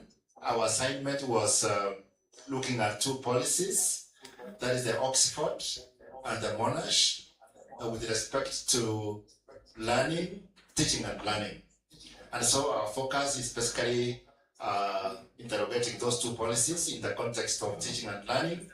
And therefore, without much ado, ladies and gentlemen, allow me to call in Ms. Rugendo to come and present our findings by way of the recommendations that we made that will add value to the policy that will be coming later on. Madam Rugendo, on behalf of the team number 1. Thank you. Yes, so thank you so much to Group 1 here. We were able to synthesize the 2 policies, and about teaching and learning, we found that both Oxford and Monash on brainstorming they permitted with disclosure.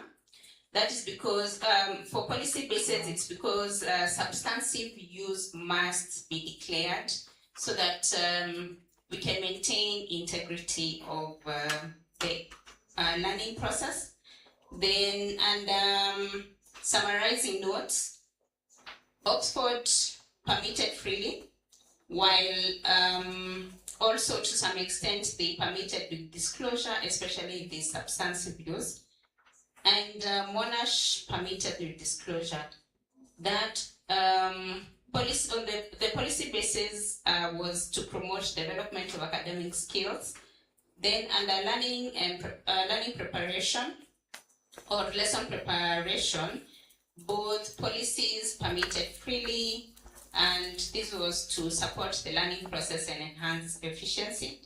For translation, Oxford permitted freely, but Monash permitted with disclosure to overcome language barriers and to support AI literacy. For language improvement, Oxford permitted freely, while Monash permitted with disclosure.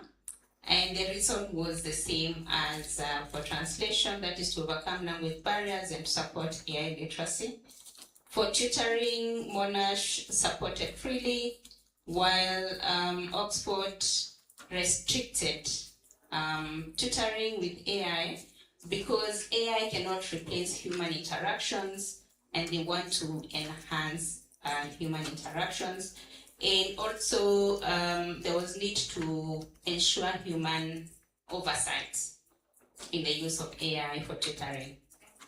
Yes, so today we discussed, yesterday we discussed policy recommendations, and today we refined them and put them into policy statements.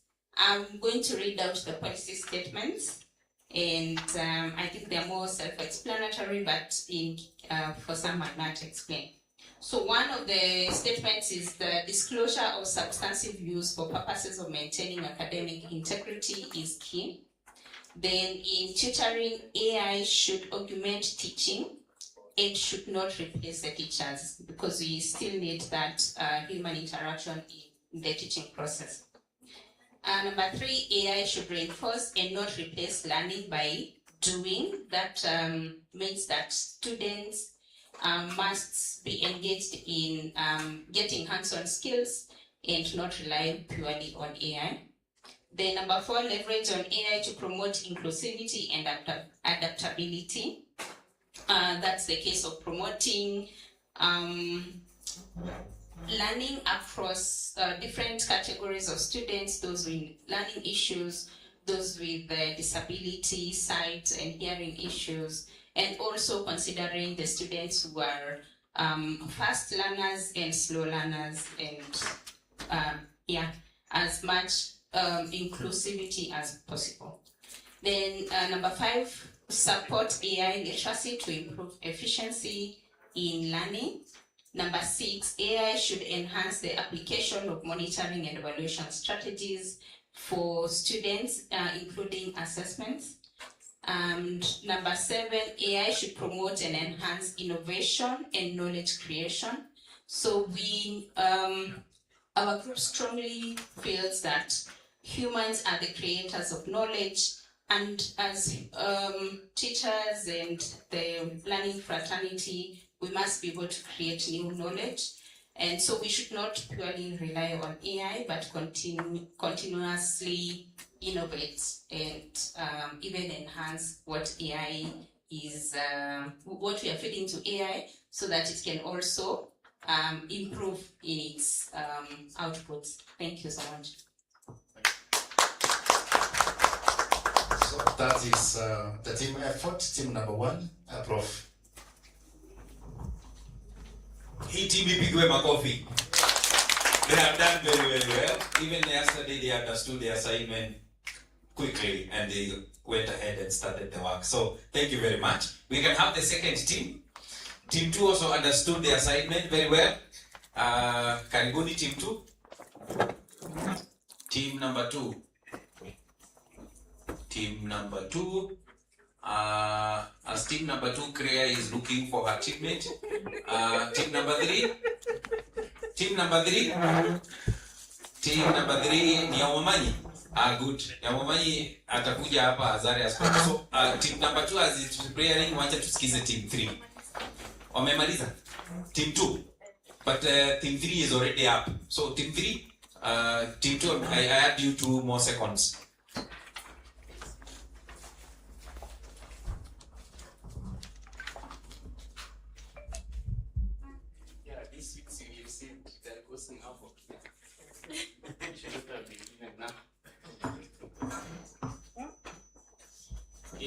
Yeah, members of team 3, very able members. They have done a lot of good work. Part of our assignment was done yesterday. I'm going to dwell on what is for today for time purposes. To make it simple and clear, let me the members introduce themselves. I start myself. My name is Stephen Momani. I teach in the Department of Business, Tourism and Hospitality, Rongo University. I'm a social innovation interested researcher. Thank you. Good afternoon. My name is Catherine Fiongo. I teach in the Faculty of Humanities and Social Sciences. I teach community development here at Chuka University. Okay, good morning. I'm Eric Omenga from Kisii University, the School of Health Sciences, Department of Medical Microbiology and Prostology. Interests, MR, One Health, and what else? I think that's all from mine. Yeah. So, good morning everyone. My name is Cornelius Muendo. I teach in the School of Nursing and Public Care, Chuka University. Good morning. I'm Dr. Elsie Njero, also from Chuka University, Department of Physical Sciences. I'm interested more in electronics and more so in renewable energy, that is the solar photovoltaics. Thank you. Alice Onyango, Maseno University. I teach chemistry. I'm an environmental chemist, but I'm also an agricultural scientist working on animal nutrition and climate change. To define me, and AI is about, I'm a smart person, but lazy. So anything that will make my work easier is very welcome. Yeah, thank you, Dr. Onyango. With us, there's also Professor Lucy Mburu. I am master chronologer because she also contributed to our work. She's seated behind there. Yeah, for the sake of time, may I proceed and deliberate on today's policy statements, because the March was deliberated on yesterday on data privacy, confidentiality of data. That one was no, and it was talked in detail by Dr. Professor Lucy. She did that yesterday. For today, on policy statements, I'll go ahead and say, number 1, there must be absolute accountability and a full disclosure. Absolute accountability for the research output. Yeah, therefore the researcher should take charge of the entire research process, never to rely on AI to do things for them. Number two, the second policy statement is that transparency and full disclosure of substantive use of AI in research. Yeah, whenever you have used AI, may you make it a must to disclose fully where there is substantial usage of it. Number three, observancy of data privacy throughout the research process. A policy statement cannot be descriptive, but it can be taken that way, that data privacy, confidentiality, information of the participants should be hidden and anonymized to protect them. Number four is strict adherence to institutional guidelines and the policy statements or the policies. Whenever there are policies on ethical review, ethical issues, they must be followed to the letter. It's non-negotiable. Number three, the last one is identify and act against biasness. Again, to safeguard against impartiality. That is self-explanatory that biasness should be identified, whether it's geographical, it's racial, whatever dimension it may take, must be identified and acted upon appropriately to safeguard impartiality. That is the might the team did, and they did a tremendous work. They deserve a hearty clap.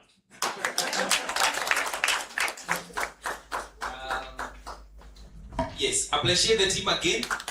Thank you very much. I hope you have given us that assignment. You have submitted. Yeah, it's being finalized by Dr. Alice. Alice, kindly Alice, the Word document, yesterday's assignment and today's assignment, wacha zitufikie. On the Google form, how many now have submitted, Edna? Just one. I think that was only group one. Yes. So kindly type those policy statements and share with us. There's a Google form link. It's in the group. Just click on that link and type today's those 5 or 10 points that you have come up with. But for yesterday's assignment, give it to us back in Word. Yeah. Yeah, because as staples, we saw that it will be a bit tricky in Google form. Group 2. Clear now, you can come with your group. Yeah, they are coming. Tuwapigie makofi wakija. Adero was in that group. Who is picking the mic? Number one, who is typing for you? Nice. So, and you also the spokesperson? Yes. Yes. Okay. Okay. Good afternoon. I think I will allow my group members to introduce themselves. Good morning. Noah Kirandi from Seku. I'm a meteorologist.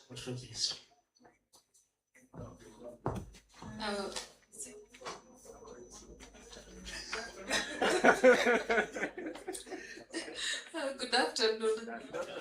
My name is Dr. Claire Mohanji. I'm a chemist. I'm from Technical University of Kenya. Yes, good afternoon all. My name is Peterson Michel from KU, Plant Breeding and Genetics. Dr. Nelson Adero, Tabata University, Mining Surveys. I'm a mining surveyor. Okay, yes, Professor Agwata is keenly listening to what you are saying. So only take. Okay, yeah. Face him in the face. I want it. Yes, yes, I'm giving a summary. I'm Generative James. I'm a biochemist from the Technical University of Kenya. So I think these are the members of Group 2, and we came up with 6 policy statements, and I'm going to summarize them. And I think whoever is looking at the Google forms already have submitted. Thank you. Yes, so the first one is on usage of AI tools embedded in routine software shall be freely permitted for responsible application in order to enhance learning outcomes. Then our policy number 2 is to uphold high standards of intellectual integrity and ethical practice. There shall be due attribution by acknowledging all the relevant sources of data and information.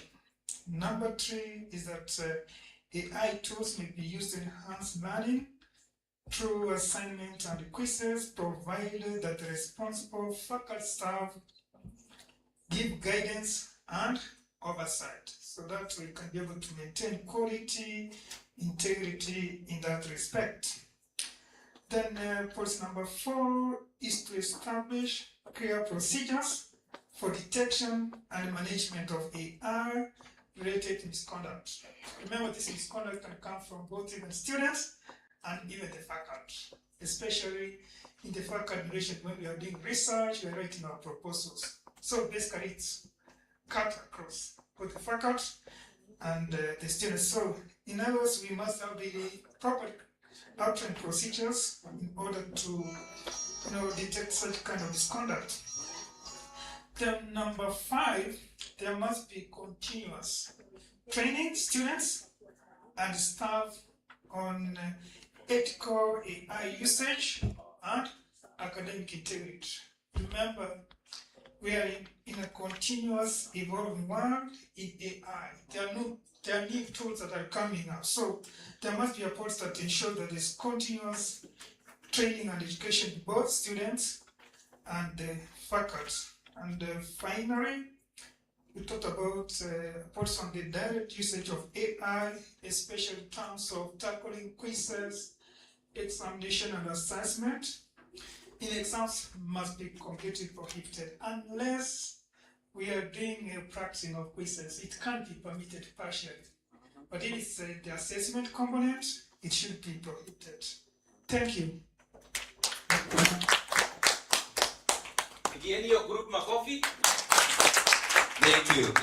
They were not late because they were submitting. They have already submitted their work. Yeah. So you're also waiting for the online group, Dr. Monki, to submit its work and also have one spokesperson to talk on behalf of the group. But before that, we go to group 4. Online have submitted. Wow. Tupikie watu wa online makofi. For them, they are very digital. So actually, they could have submitted yesterday. Hold on. I'm told that the discussion that went on yesterday was very robust online. I'm yet to go and listen to the recording. I'm told it was hotter than here. Yeah, it's going to be hottest. Okay, nice. What do we say? Don't say. Ushikiwe na professor. This is it.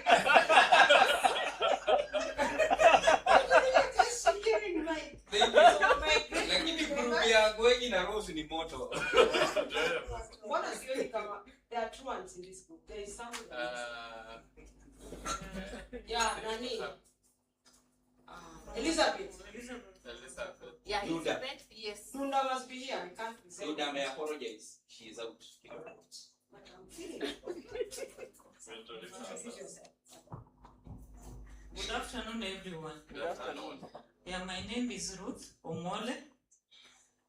Mimi ni mtu wa mtishamba. I do medicinal chemistry. I do analysis with the herbs that I use, trying to see what is there, try to isolate, and try to see the active component, basically dealing with malaria, cancer, and other diseases. There is a route that normally comes from Kakamega Forest.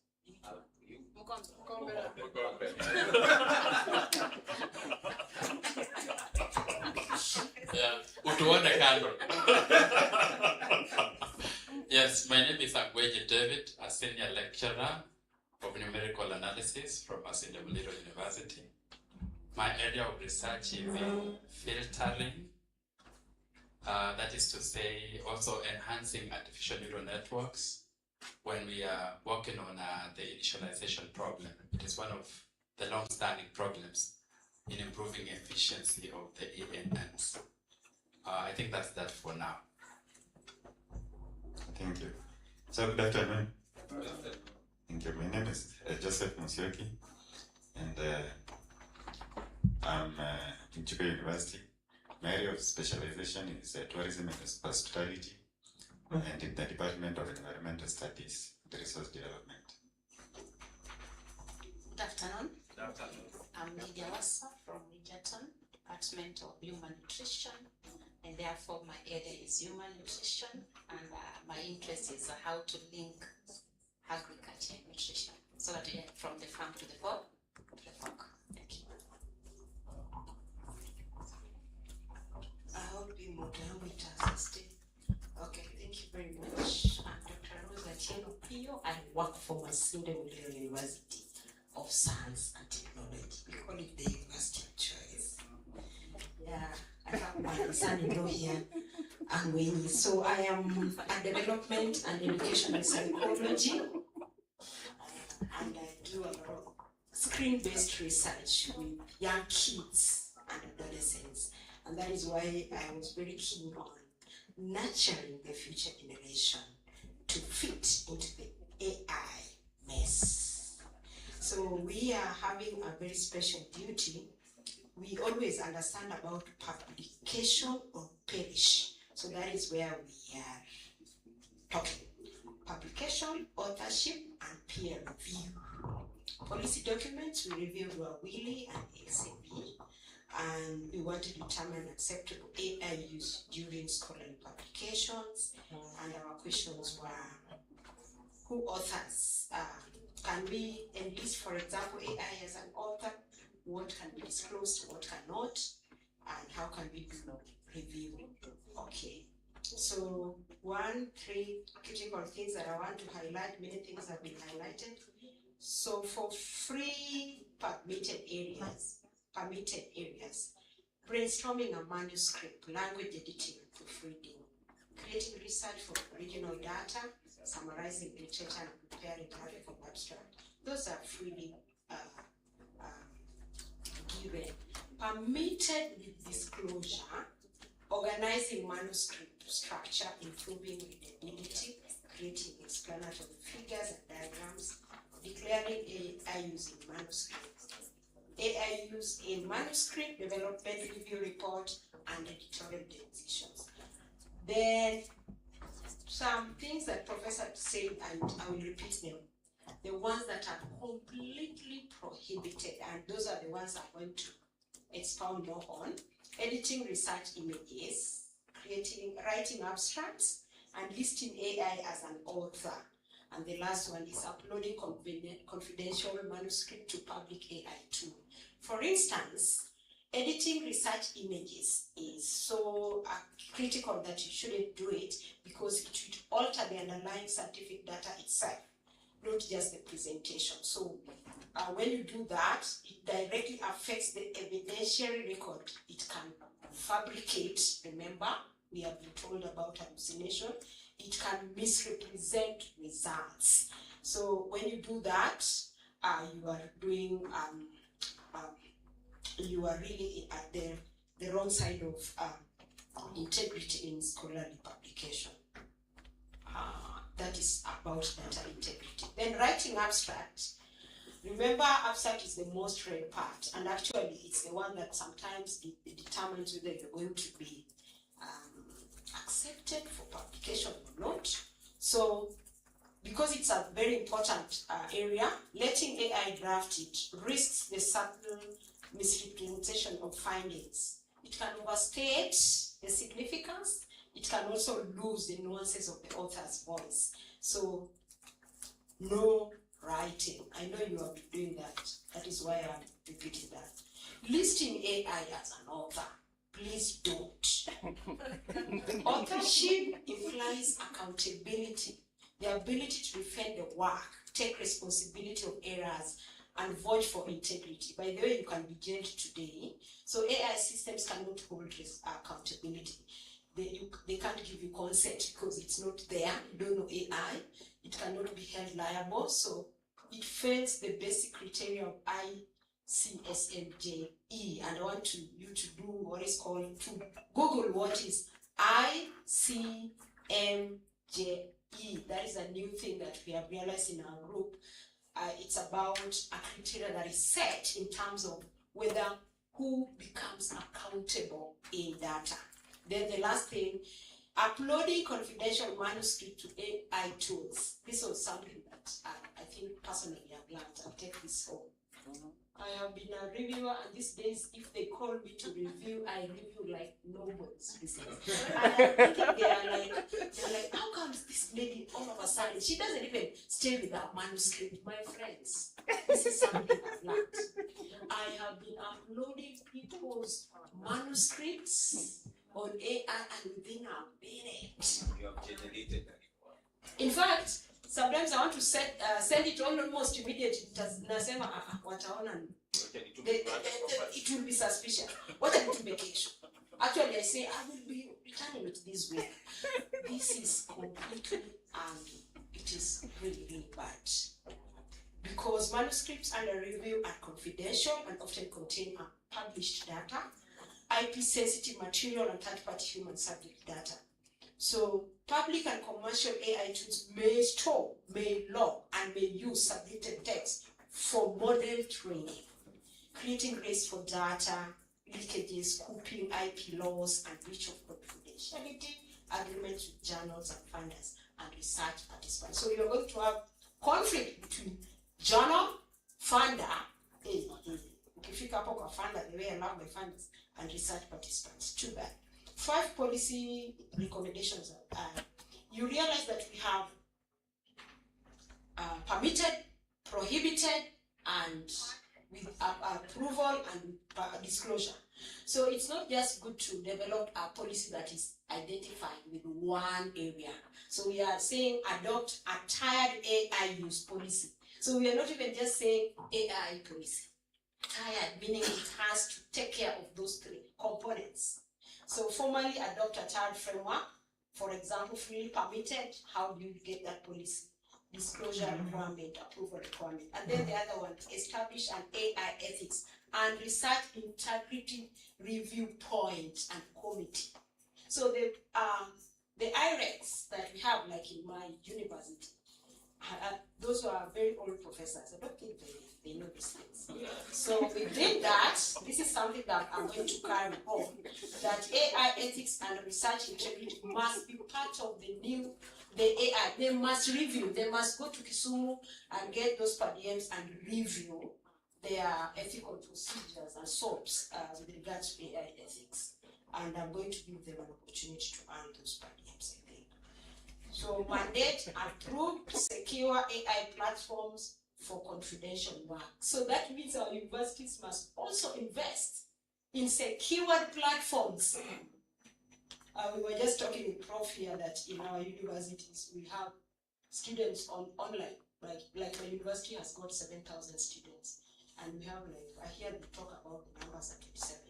So when we want to do exams, they say we don't even know whether we run online. So we are supposed to do an exam in one place because there's a lot of surveillance, and the room you can do anything. You can disable what they are doing, the young people.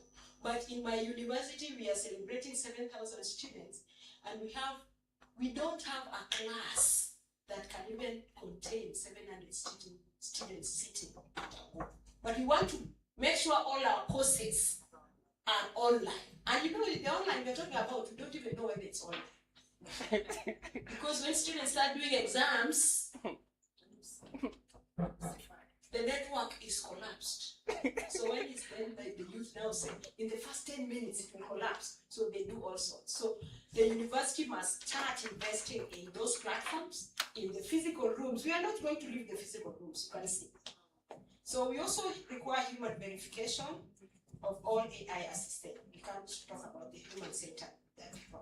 Training, skilling. Thank you very much. Thank you very much, my very able group members. If you have anything to add. I think they don't. Wacha tuwapatie makofi. No, you have talked entire of what they have, so they don't have anything to add on what you have said. Thank you. Nasema mpigwe makofi lakini msiketi kwanza, wala tuwapige. Unajua hii ni harusi. Hii harusi lazima mpigwe. Otherwise I will be blamed after this. Eliza yuko. Haya, pigeni hawa watu makofi. vizuri, si ndio? Kama group yenu, si ndio? Yes, mumefanya kama hawa wengine. Vizuri sana. Asanteni.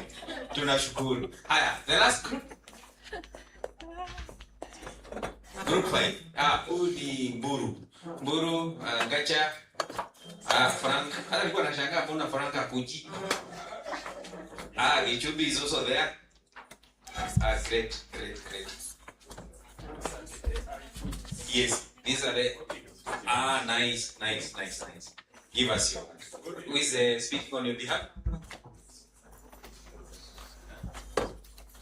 Okay, we are the group 5, and we are happy guys. We come last because we have weighted points, so that's why we have the results. And when we speak, we only allow the other group online to speak. So my name is Simon Mburu. I'm at home here at Chuka University. My specialty is microbiology. So I request the members to introduce themselves, starting from this side. Is it afternoon? Good afternoon. John Ishumbi is my name. The special art is chemistry. My name is William Deke from Chuka University. I am a particle physicist. Rose, I said particle physicist.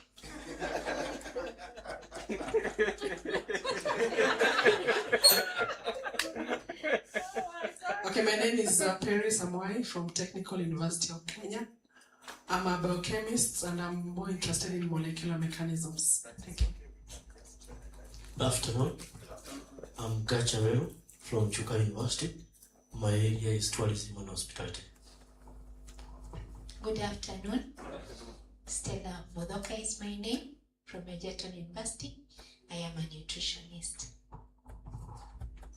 Good afternoon, colleagues. My name is Frank Wanyama from University of Nairobi, a lecturer of clinical chemistry, a researcher in cancer, and also an AI enthusiast, because soon we're going to be having a center of excellency for AI in health at the University of Nairobi. And we'll be inviting all of you to come and benchmark with us. Thank you. Oh, you had interest with it? Okay. So,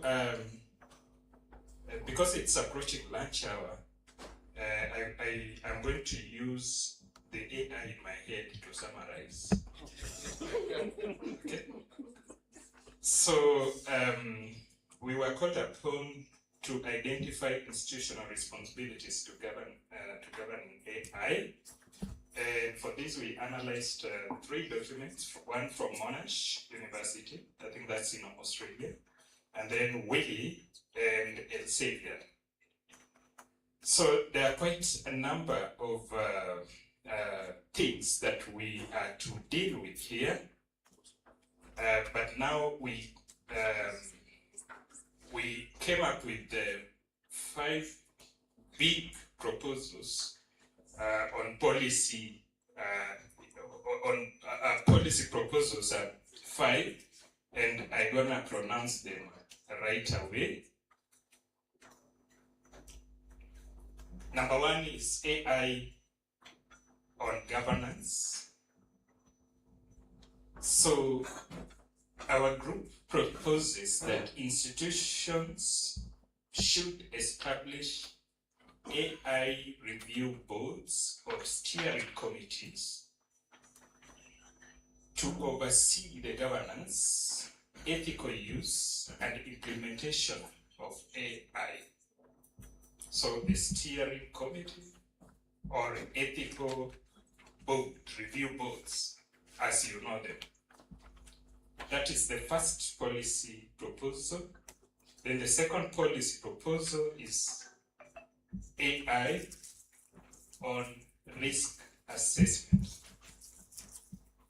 We propose that institutions should conduct AI impact assessment, information security, and data protection risk assessment before using AI for the official institutional functions.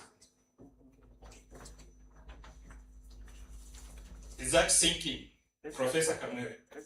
It's very sinking.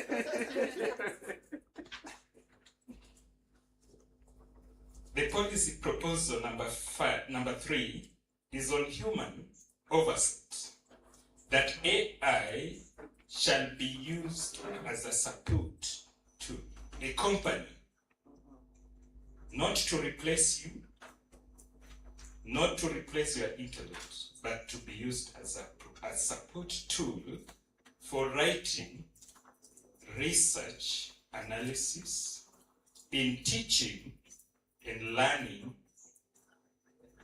administration, with the users retaining full responsibility and accountability for all AI assisted outputs.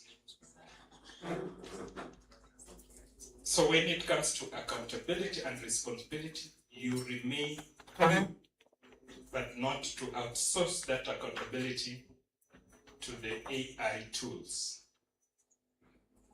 So it is not here to replace us, but it's here for us to work in companionship as you retain the principle of accountability and responsibility. Proposal number 4 is on data protection and privacy, that institutions shall use AI tools that safeguard privacy, confidentiality, security, particularly when processing unpublished research. That you have heard from, should I call Professor Rose or Doctor? She used to be very fast in making reviews, but today she has retained her full humanness of reviewing. Take 1 week, 2 weeks. So we should retain that. Don't upload unpublished work in AI. Once you upload it there, then it loses its originality.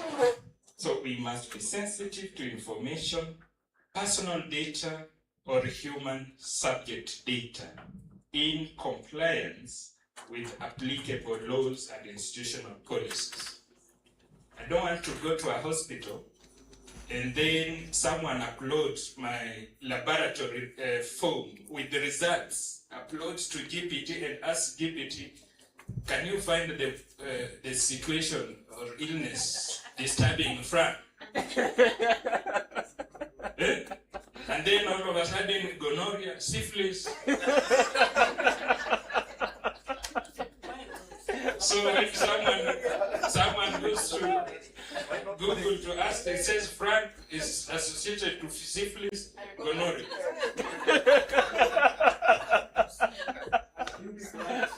Yeah? And the pubic lice. That is for professor. That is for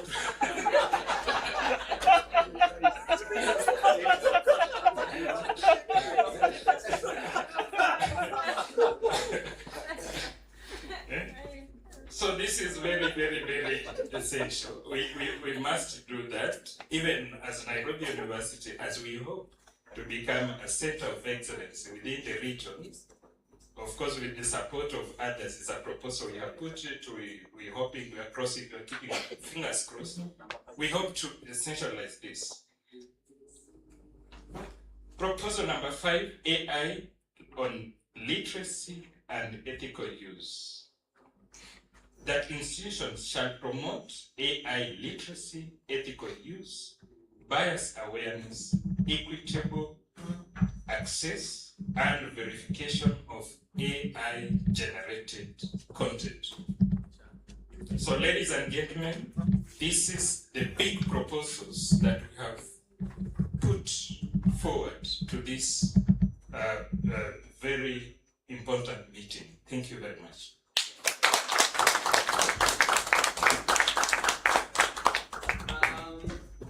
Hii group ipigwe makofi. Umesikia vile wanaambiwa Thank you. We really appreciate. But because of the interest of time, allow me to bring group 6, the online group. Dr. Mongi, is it Kuria who is speaking? Yes. Dr. Kuria, if you can hear us. Okay, can you hear me? Yes, loud and clear. Proceed.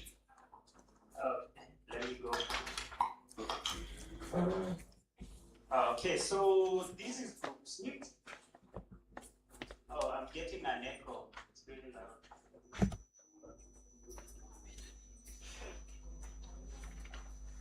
Okay, so this is group 6, and group 6 was dealing with research, supervision, and graduate studies. And this is a very large group. We had almost 30 participants, and we came up with the following issues. If you notice, the group is more of allowing it to happen in a safer way rather than prohibiting. So the first, we divided, we looked at the process of supervision and of graduate students, and we looked at what would be the responsibilities as far as use of AI is concerned for the different groups. So we considered the student, the supervisor, the institution, so that then we came up with the following policy. Now the first one is on the primary accountability and originality. So here, the student holds, the student is the main, is key to this, and the student should hold key or full responsibility and accountability of the originality, accuracy, and integrity of their research work. So though they might use AI as they do it, it will serve as a companion rather than replacing them.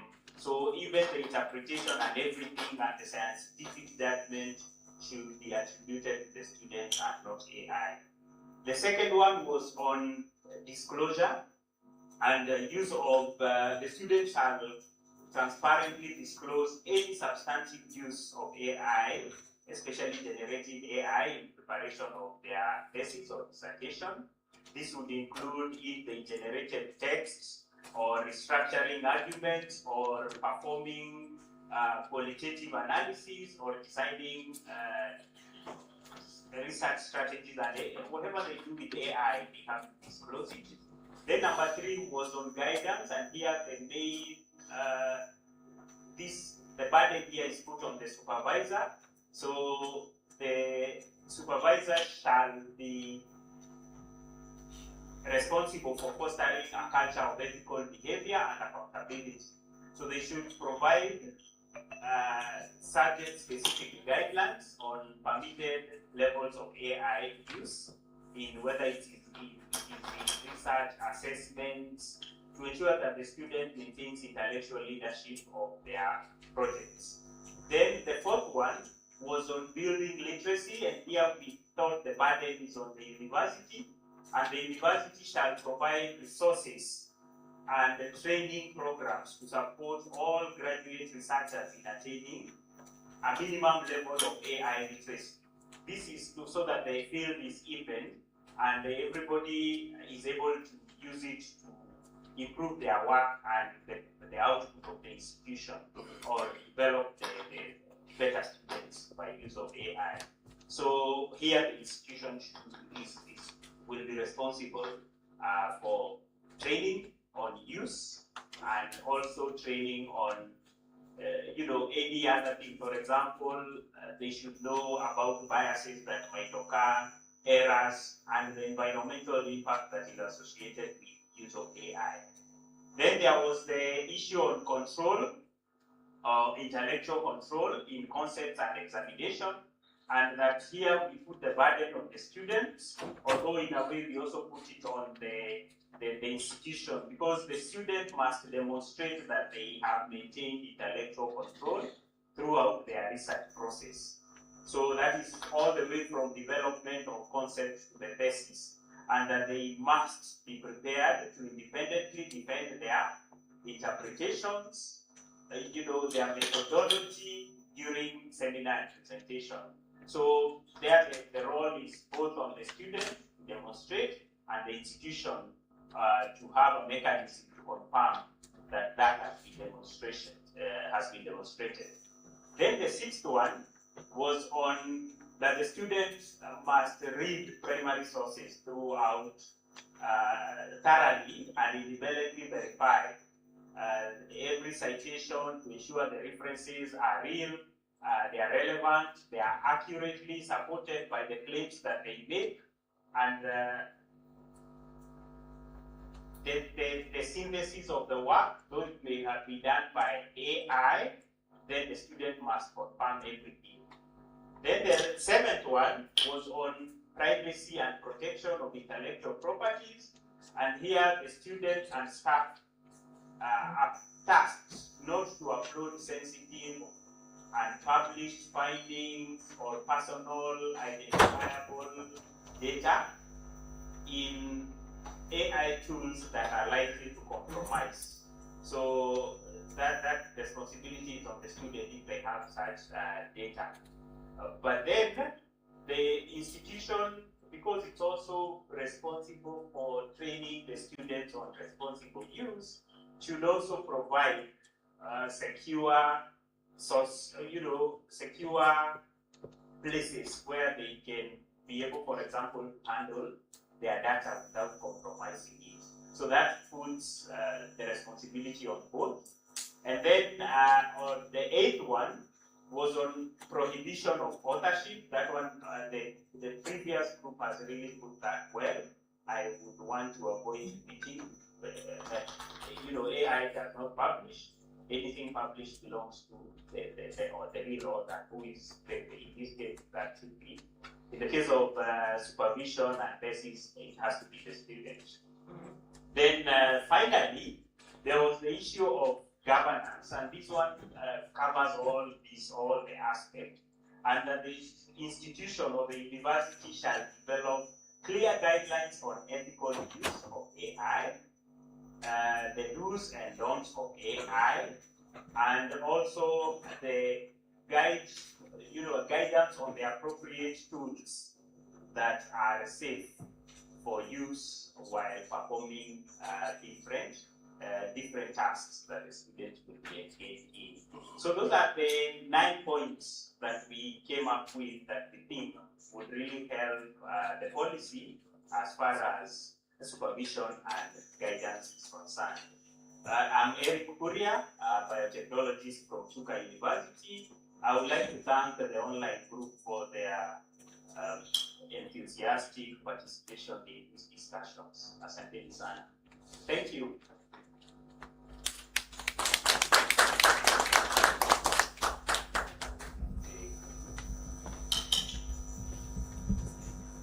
Pigieni hiyo group makofi tena. Say something, Paris. They can hear me. Dr. Kuria, confirm you can hear me? Who has muted? Myself. Kuria, confirm you can hear us? This is the group when we told them yesterday to take a group photo or turn on their cameras. Walisema wapewe at least 45 minutes. Waende wakaoge, wavae nguo. Because some of them, they say they are in their best t-shirt. Up to now, we have not been able to capture their faces. The good thing, they are real people and we know them. And they are speaking. When I hear that voice, I can tell for sure that is not an AI-generated response. It's a real person responding. But hataki kunionyesha uso, anasema hapana wewe ridhika na voice yangu. But we appreciate that they are following us. So we have captured your responses. Dr. Edna has done that. Professor Umbui, you can confirm you have received them. You have sent to him? To Professor Umbui? To me. Now sent to Professor. She was collating everything, but I could also see Prof was also picking. I could see he was also very busy as presentations were going on. He was typing something. But now we can give you what you are compiling with Edwin and there, so that now you see how this can fit in the draft that you had initially, together with the recommendations that I gave earlier, if you found that they are necessary. So when we come after lunch, we'll only pass through that draft. So that in case you have any addition from your side, you can give it to us. And we say we are going to share this with you. It's your work. It's a product of this. And now that you are not even paid to come and sit here, we thought it's also good that you have something to carry with you home. And we appreciate very, very much that you came. And not only that you came, but you're willing to participate and share with us your thoughts, your ideas, and we are not paying you for that. We don't take it for granted. Barikiweni sana. So because sitaki kuvuta mkutano sana, kuna ile saa niliwa promise tutafunga. I only have 5 people who said they are going to Nairobi immediately after the end. Wamejiandikisha hapa. Kama hujajiandikisha na bado unahitaji usaidizi, I can see Kerandi.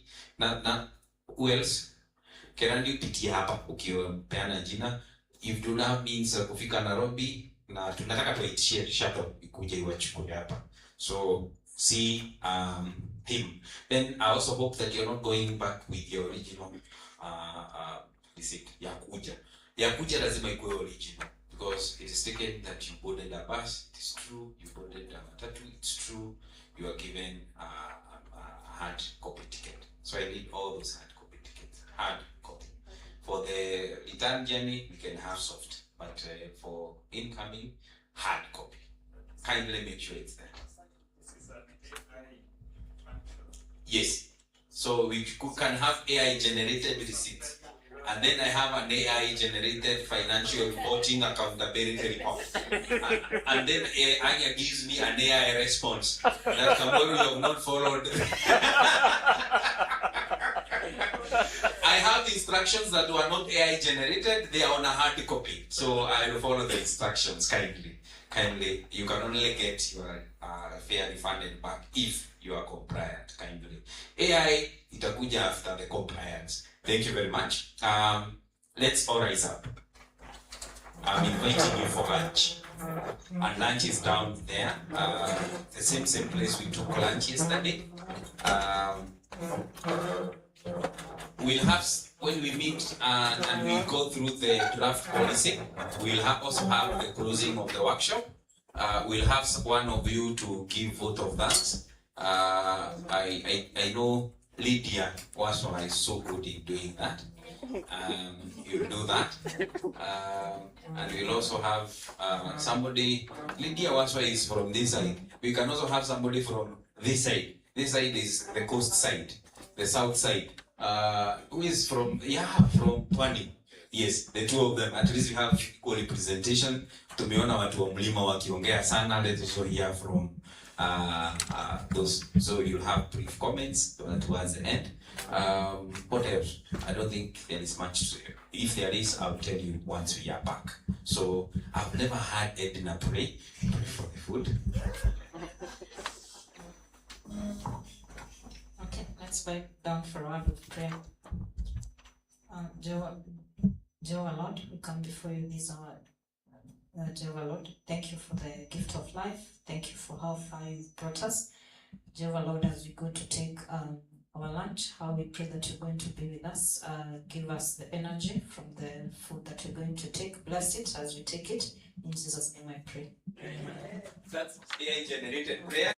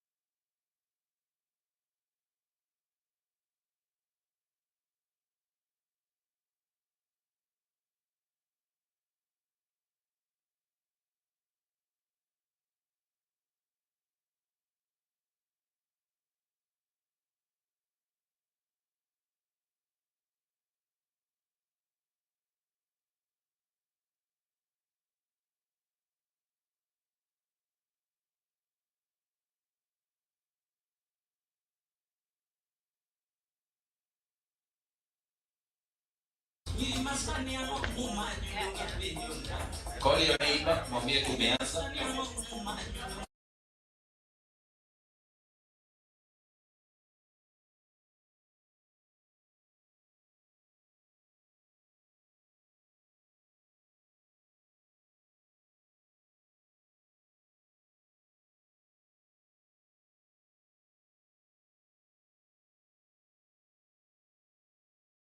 Tena hivyo hivyo.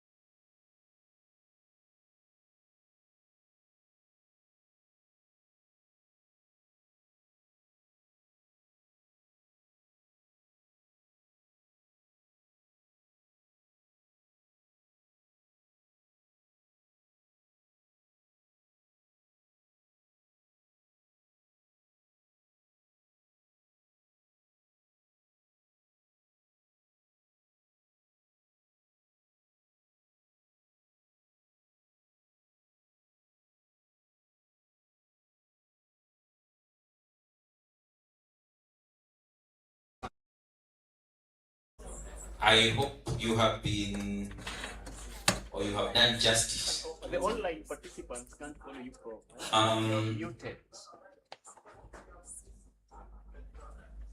Thank you. Dr. Kuria, is the online team there?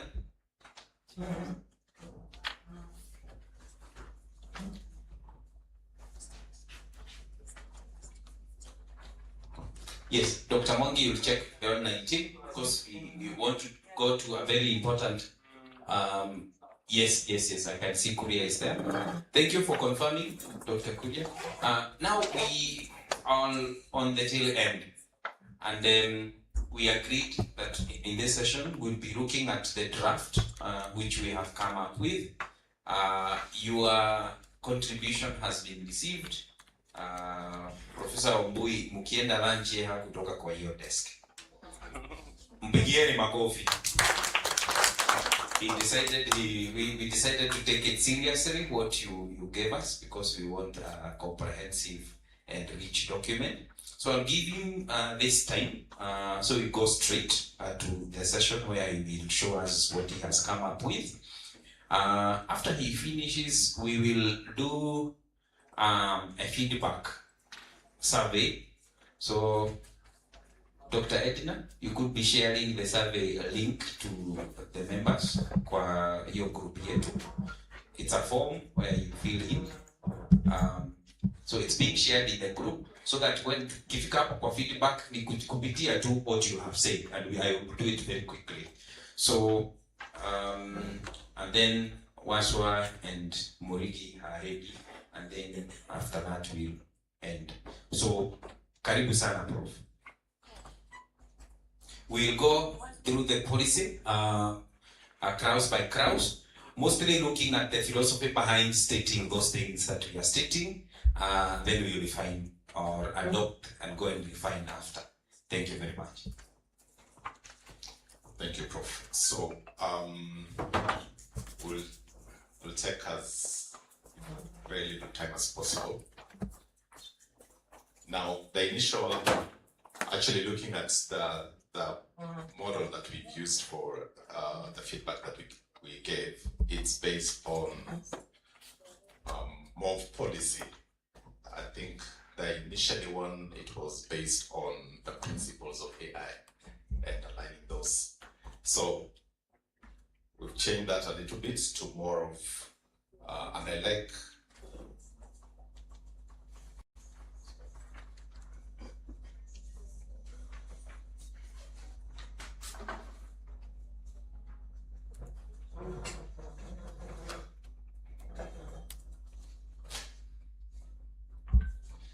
So this one is very specific, because sometimes you can actually have a policy document, but then if it's not directed on the person responsible, then nothing gets done. And so it's very clear on who's responsible for what. And then following on the UNESCO recommendation for, I know this one may say tire, but it's tier. Okay. 3-tier or 4-tier levels.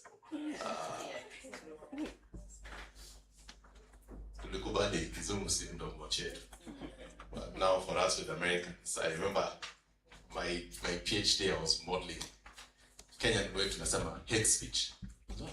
What are you saying? You say hate, not hate. Hate speech. Okay.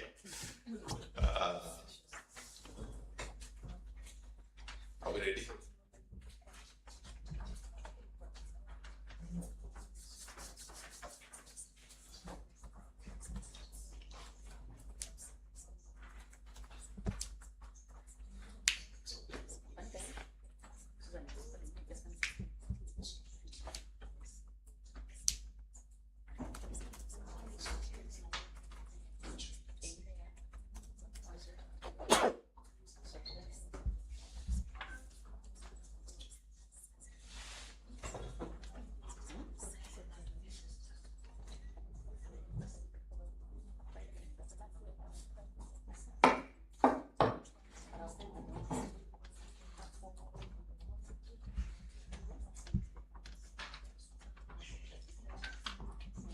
Yeah, so this, I looked at, maybe I need to explain the methodology.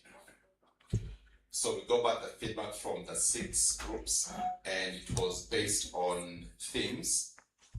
So we took those themes and converted those and broke down the different subsections. For example, we have teaching and learning. That is really primary in higher education. So there are 3 subsections.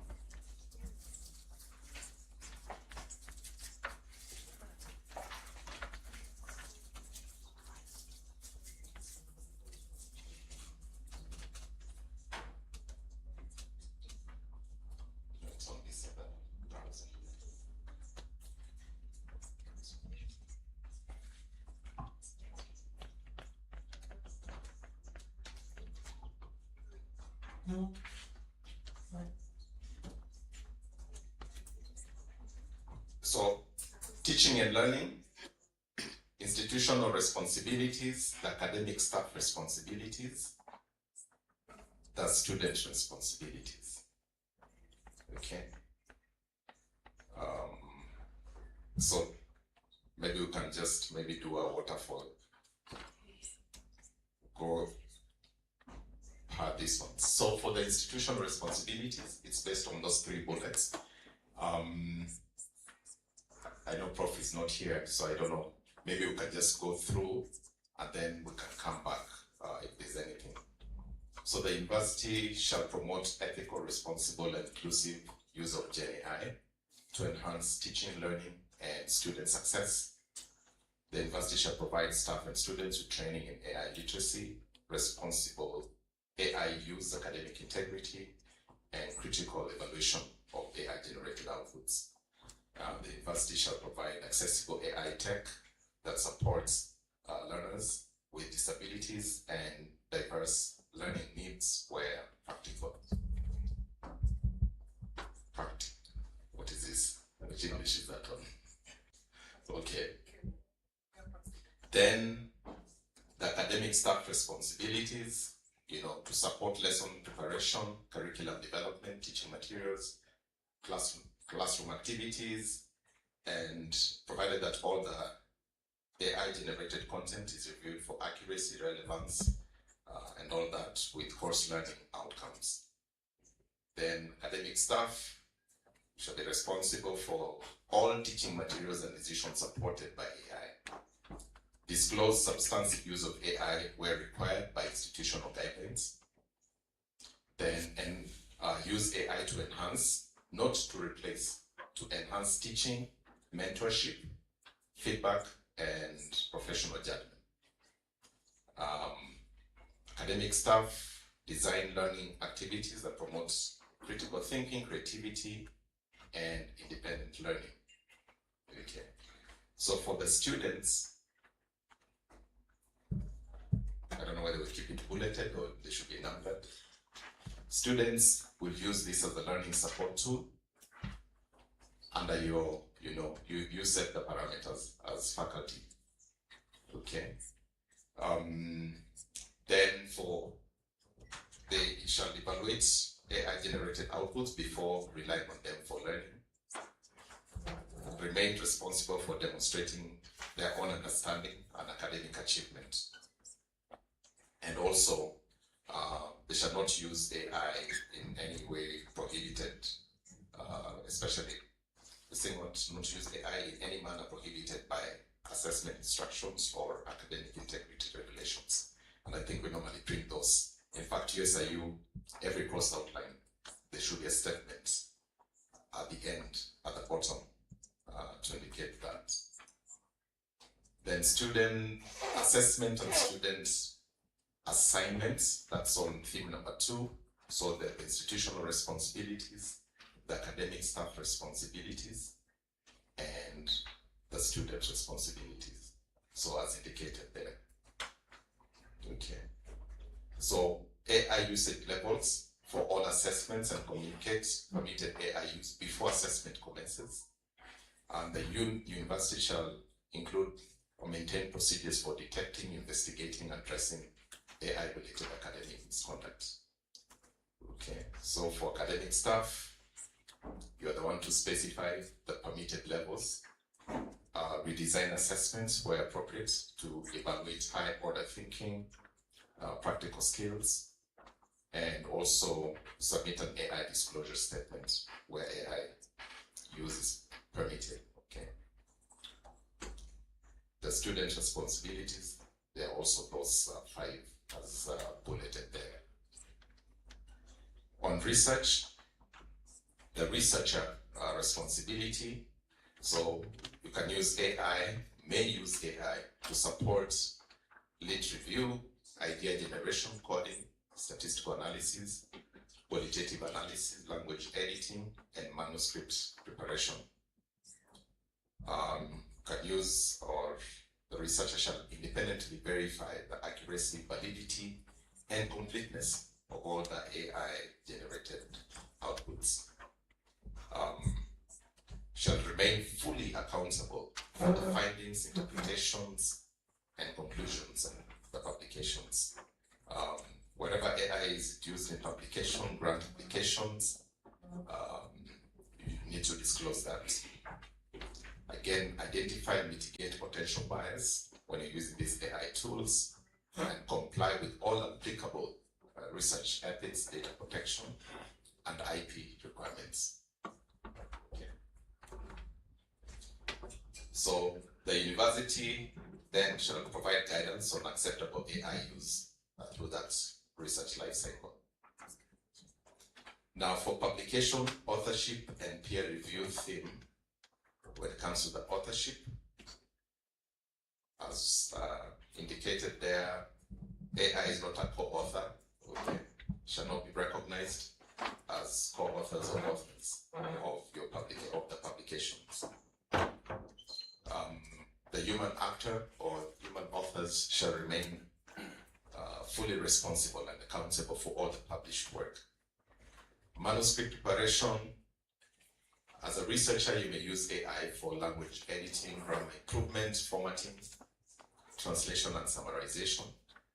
Researchers shall independently verify all the AI-generated citations and all the factual claims before publication. Peer review, Dr. Rhodes.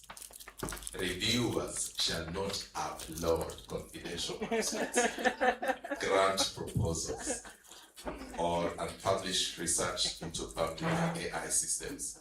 For example, Adon from Maseno, from Boost.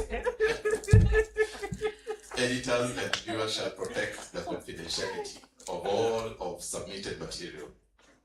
Okay. Then disclosure. Okay. You shall disclose how you've used AI. Okay, depending on whether it's the funder or the publisher or the uni. Okay. Theme number 5: institutional governance, ethics, and data protection. Very, very important. So, we need to have those structures. Okay. AI governance committee, ultimately, so that's the vehicle that we would really depend on to oversee the ethical, responsible, and secure adoption of AI across the institution. And I think this is where we included the ICT Directorate, the librarians, okay, and all the other stakeholders. And as we said, this should be a living document. So AI technologies keep changing. That committee shall periodically, maybe annually or periodically, maybe let's leave it at that, to review the text, the risks, and the effectiveness of this policy. Human oversight, okay, it's to augment, not replace, okay. Procurement, okay. The university shall procure AI systems that comply with institutional security, privacy, and legal requirements. And these systems, it's very important for them to undergo the risk assessment before they're actually used in the institution. So privacy and security, so both staff and students, again, should comply with the DPA Act. Okay. All those users, they shall not upload content, confidential institutional information, unpublished research, examination material, or personal data into unauthorized AI platforms. So who does the authorization? We have the committee. Okay. And maybe existing policies also following those. Universities shall prioritize secure enterprise AI platforms. Okay. Then transparency. Okay. Finally, on research supervision and graduate studies, what's the responsibility of the graduate students? What's permissible? For the supervisor, maybe let me concentrate here. Okay. Shall provide discipline-specific guidance on acceptable AI use. Now, in computer science, we had this discussion in USIU, and people from health sciences, in fact, they couldn't wrap their mind around how do you use synthetic data for research. In computer science, it's allowed. Yeah. Okay, we use that a lot. We augment, if there's an imbalanced class, there are techniques for doing that. But I understand where you come from. Then how do you can't do that in these other sciences. You shall review AI disclosure submitted by graduate students, and again, it's us as supervisors to ensure that we don't compromise originality, especially at graduate level. We know very well PhD. It's that contribution to the existing body of knowledge, and I liked what someone said. At the end of the day, the thesis is not the focus. Human-centric. What has become of the student? Can you say that you've developed a researcher who you can actually have in your team, and they have a level of independence to actually do an end-to-end project? Okay. Thesis is just an evidence of some of the outputs. Then for the Viva, or what do you call it, thesis defense, okay. The student shall be able to explain and defend all aspects. I don't know where it's from. He was telling me he does that with the student. He just picks a particular section in the thesis. Explain to me this. Okay. Flip. And this one. Okay.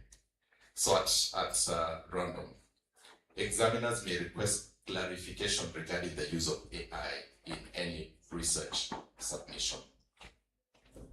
The no-go zone. AI shall not be used to fabricate research data, citations, references, images, or experimental results. Obviously with the underscore, what we said. You shall not impersonate another individual or falsely represent authorship. Shall not generate discriminatory, defamatory, or unlawful content. Shall not be used to manipulate research images or evidence in ways that compromise scientific integrity. So it goes on, it shall not bypass learning objectives or assessment requirements. Shall not replace professional judgment in teaching, supervision, etc., etc. Shall not be used in a manner that violates the university code of conduct, research ethics policy, IP policy, data protection policy, or applicable, policies and laws.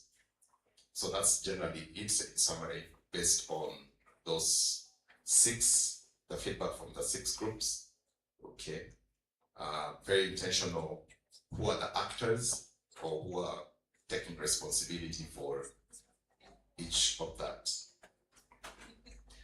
So I think I'll leave the room open for feedback. So we'd like to hear your feedback or contribution for making it better. Yes. Momanyi's hand is up. Where Momanyi mic?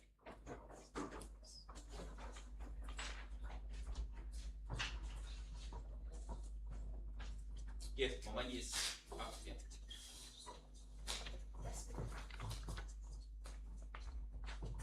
Yeah, thank you, Prof, for that good summation of what came from this forum. It is really timely and well captured, very nice. And of course, as you have said, it will be a living document, updated as time goes by. One thing, I don't know whether it is going to be so strict also, when it comes to issues that can cause controversy across disciplines. You talked about synthetic data, for example. Somebody can talk of fabricated data, maybe.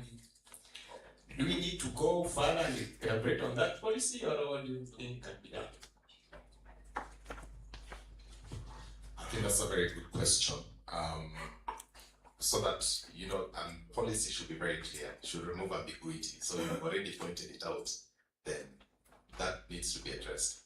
And possibly one way is to have a clear definition of terms. Okay, somewhere either up or below. So that when you say fabricated, what does that mean? Okay. Well, in fact, right from what is Gen AI, okay, and the other terms that might bring some ambiguity. Okay. I don't know what maybe the rest think.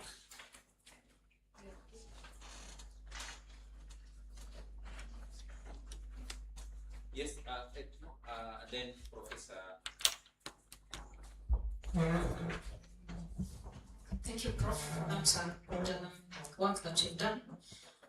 Yesterday, when we were experimenting with some of the tools like Manu, AI, I was actually able to, just from a prompt, to train a model and first download the data, pre-process the data, analyze the data, even generating code, Python code for analyzing that data. They were images. So all this was done just from a prompt. An analysis of data was done, and the result was presented for me. So I don't know how we can be able to capture that, because as much as I did do the work myself, all I did was give it a prompt. Then Manus did the rest for us, including presenting the results. So if you look at this work, it's really not fabricated data. It's data that is generated, or the author is actually Manu AI, because he's done everything from training of the model, everything else, including analysis of the data. So I don't know. I think this work could be presented as work for master's level, and it will pass through, because none of the things, or most of the things, I think, I don't know, they've not gone against the policy. So I don't know how we can be able to address this, especially from the technical perspective, because the essence is to be able, from the technical perspective, the student need to know how to process the data, to learn maybe machine learning Pythons, and analyze the data and present results. So I don't know how we can be able to address this, maybe through the policy.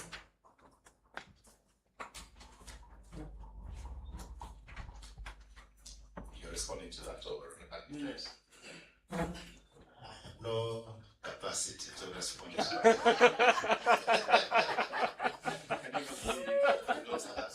They say, Prof, they say that is above my pay grade, so I wouldn't attempt. But thank you for this. I want to presume this is a general framework that's not restricted to any institution, which means that University A can look at it and customize it according to our needs and stuff, right? Good. Now, the three core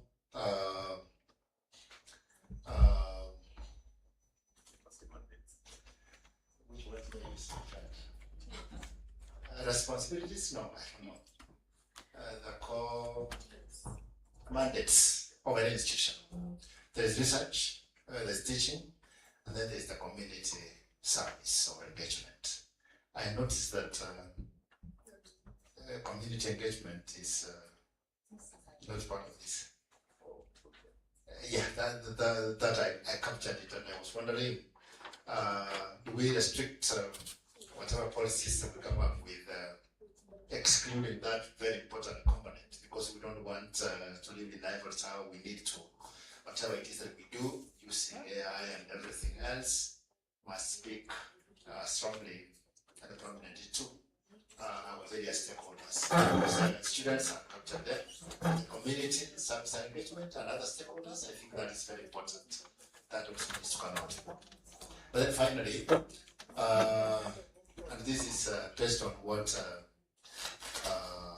Emily has alluded to, in the absence of institutional policy existing,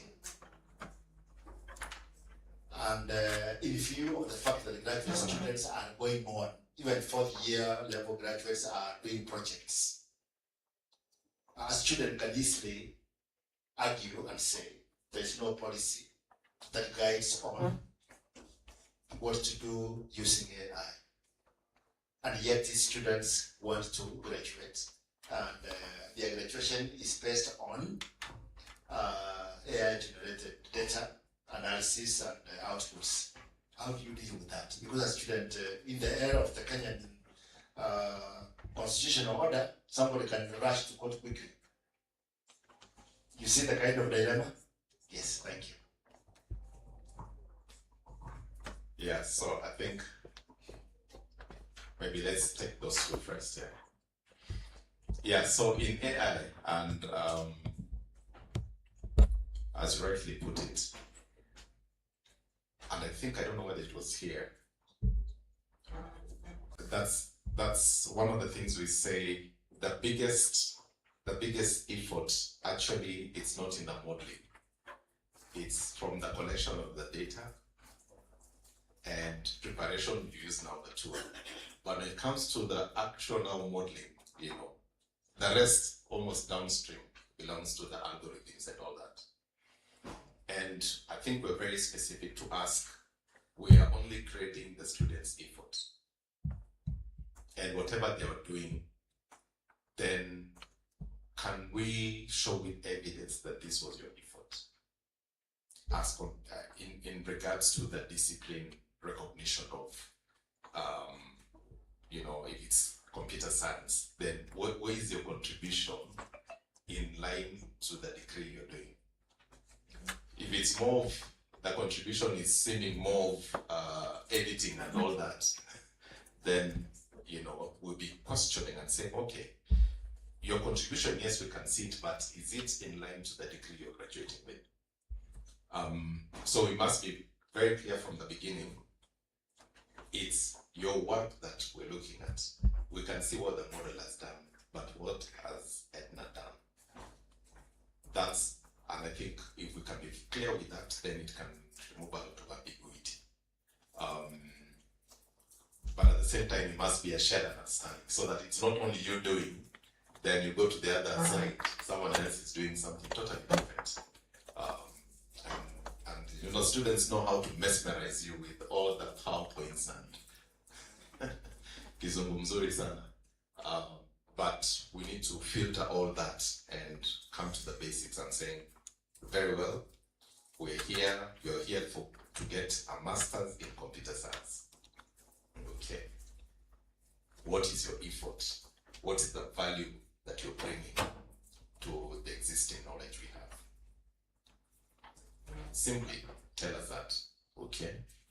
And back again to the philosophies, and you're asking, okay, what exactly then? You know, how do you define effort or contribution? Okay. And those are fundamental questions that it's you and your respective departments. You know best. When you see, I don't know what they would call it, like love. When you see it, you'll know. Okay. So I may not prescribe for every discipline in science, in pharmacy, in what, but you can actually tell this person is what their seat in our table, their brought value.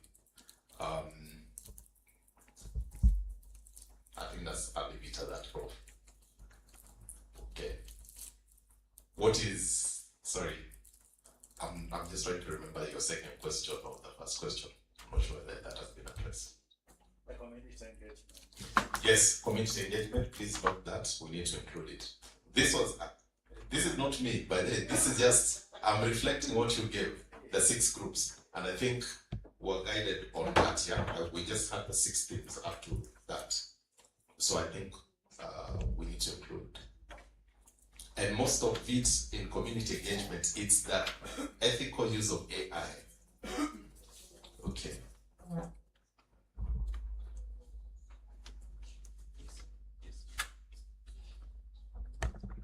But the Prof, obviously, policy cannot be complete without that very critical component, because then we will miss out on a third of what we as a commission are doing. But I appreciate that the framers of this perhaps inadvertently forgot about it. So I noticed it, but if we are going to use this as a framework to inform how to proceed going forward, I think that is a critical component that needs to be included. But then the other issue was, of course, on the situation where you find students being cheap in terms of a lacuna that exists as we speak today or tomorrow, and that lacuna is premised upon an existence of a framework that cuts across. Yes. Well noted.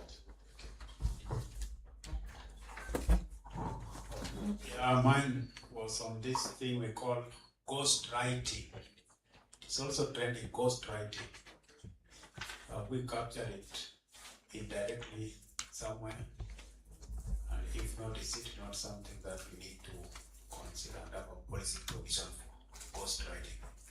Please explain what that is so that we understand what is ghost writing. I thought these were educators. Remind us. Yeah. This is where you take authorship of an article, but it was written by someone else. And it is very common in journalism. For example, you find Museveni has written something so seminal, and is the author there as Yoweri Museveni, but there are people who have been employed to write that, and there's an agreement that write, I'll pay you, and I take authorship.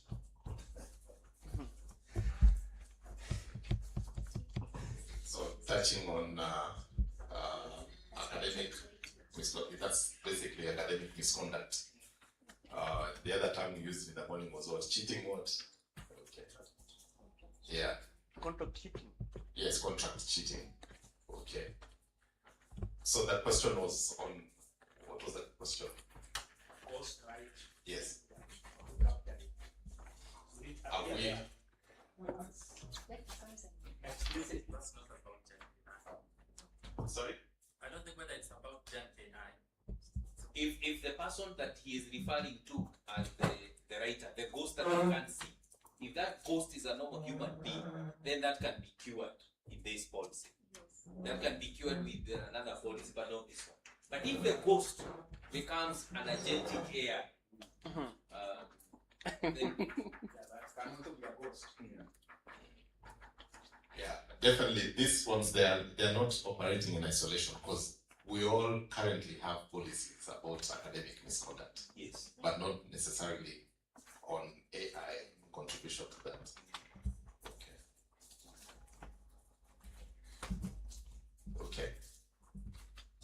Is ghostwriting common in your university? Is contractual? Let's start with contractual cheating. Do you have writing bureaus next to the university gate where you come? Stella, want to Proposal writing. Proposal, yes. I see it all. We do data analysis. They call them data analyzers, but they write everything. Even from concept to concept. Yes. Thank you. If a lecturer is not strict, of course they will do contract writing. But if you will work with your student, from the word go when they bring a rough piece of paper, and you're ensuring you're going through and through, you will be able to tell when it is their work or not their work. That means we have to be vigilant and do our work right. But if somebody is going to just bring you completed work like this, from page 1 to page 56, you don't accept. Yeah, that one is not their work. Because even the language that is written there will not be their work. And of course, there are those who've been doing the contract writings, yeah, and which people have been paid for, and they come and do all the research, every city they write a whole full manuscript. But I think when it comes to issues of supervision, that is something you need to note and be able to also verify that, but because that leads to malpractice. Yeah. Thank you. So it's part of cheating and what we are calling malpractices, which we need to cap. But if we can just be a bit, here we are looking at what you can do as a malpractice utilizing AI or a tool or artificial intelligence. Either by yourself, but we do not allow either you to do that through yourself or through your agent. But the agents here don't even come because by having an agent to do contractual writing already, it's a malpractice by its own. So we are counting it to it that you are the author, you are the original person, you're supposed to do this. What are the beacons that you're supposed to operate within? I'm not sure whether you experience this in your universities. When you get students from French-speaking countries, they come to Kenya 3 months or 6 months before admission. Okay. Or rather reporting, they have already been admitted. Then they go to these small language schools, and on Monday morning, they want their class, and they have acquired. They're still trying to learn. Okay. You can see they know, but the expressing, especially open-ended questions, you wonder, wait, huyo ametoka wapi? And they decide to use AI tools. Do it all, proper English, submit. So how do we, is there anything that addresses that here? Is that malpractice or it's okay? They know the content, it's only they cannot express it. You are from Kenya, you don't know Chinese, but you're supposed to write your thesis in Chinese. A thesis. Okay. And for some of, I had older colleagues who studied in Russia. You come from Kenya, you've done English up Form 4. Then you go, actually up to masters, then you go for your PhD in Russia, it's being taught in Russia. Maybe Prof, what I'm thinking, like I'll use an example. I have developed my questionnaire in English, and I'm going to the village where English is not commonly used. We are allowed through the ethical committee to actually translate that work into that Swahili language that I'm going to be able to use it. And that's allowable. I think where with permission you can do your work and it is actually not translated, I don't think you have cheated. And if you have a system that can help you do that translation, but only translates your work, there's no cheating there. I think we can allow for that. But the one which somebody has just done their own things, that is wrong. Yeah. Is that a shared understanding? Okay. Sorry, I was not seated here when you went through. Do you have a list of permitted? Here we have general prohibited. Were there those that were permitted freely? I think because when as you look for that, why I'm asking this, it's because there are some journals, for example, they have allowed AI tools that can do grammar correction. Grammar, yeah, you're not using the tool to generate anything, it's your work, but it allows you to do grammar. For example, would you allow grammar correction in your, yes, that's number one. Then number two, are there other instances that you are freely allowed to use? For example, we were taught yesterday here to use notebook LLM and others that do very nice mind maps. When you are conceptualizing the idea, the research, are you allowed to use AI? Were those captured? Yeah, for example, for the researcher, you may use AI to support. So I think they're distributed. I think it's pro AI. For the students, what they're allowed to do. Okay. Let me see. Is it at graduate level? Okay. So I think they are all distributed. Yeah. Academic staff can use AI to support lesson preparation, curriculum development, etc. Thank you. I've seen it, but there are more contributions. Sorry, I think in group 5 we had said we can allow for use of AI, which will be able to support security of your work. I think grade 5 there's somewhere we said that the institutions should be able to identify which AIs they can use that will also support the security. And if those ones can support that, then that will be okay. What do you mean by security? That is safeguarding yes, your work so that it doesn't give it away to every other person. Okay. Yes. That's under privacy. So not into an authorized AI platforms. Yes. Intellectual property rights? Is something related to that? Stella? We didn't touch it. Okay. Not Okay. Maybe that is something to look around. Okay.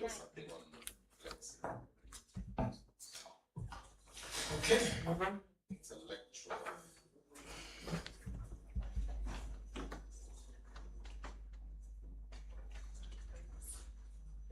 AI should not be used. Okay, that's one. Researcher shall comply. Okay. I think we only have two places where it's mentioned IP. Okay. Mike, thank you very much, Prof, for that far we have come. At the beginning of your own presentation, let alone this process that you are collating everything for us, there was a preamble that you made, and I made a comment on it. And we are now struggling to come up with a policy document to guide us based on what we have seen others do. But even in this one, we are working to come up with a policy guideline on things that we have no input in. You began by asking, where is the African scholar here in the whole Gen AI realm? You asked rightfully, where is the African language? And I loved it when you were presenting the greetings. And it was very clear that none of them has informed the Gen AI that we are using today, and that we are very enthusiastically trying to come up with policies to guide. So allow me to take us back. What exactly are we doing?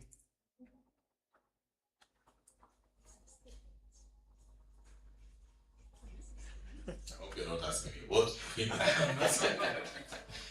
For me, I'm a mirror, mirroring all what we did in the groups. In other words, I'm saying, don't you think we may want to no, dig deeper, and see how we bring in this. Because supposing this document is accepted, where we be sharing it out there, don't you think it's an opportunity to let us come up with, I don't know whether class, whatever the best word, that says that we need to do a little more so that we are also part of the development of the Gen AI process. When you're talking about policy, you're talking about policy on things that you have participated in. That would make a lot of sense to me. Thank you. Maybe, Prof, you can make it more concrete because it's not okay, clear. I'm also as we give mic to Momani, we have a vehicle here, it's branded in Nissan. It's made in Japan. Do you want to become part of the manufacturers, or we want to regulate how we'll be using it in our Kenyan roads without going back to see how it was developed, the fuel it consumes? Like you talked about electric cars. Do we have an opportunity to decide that for our Kenyan roads there are no gasoline cars? Remember, we are not the manufacturers. Or are we satisfied to say that we have a vehicle developed by the Japanese, but we want it in our Kenyan roads and we regulate how we are going to use it? That's the first instant. But the second one, it has a point, another point on the use of our data,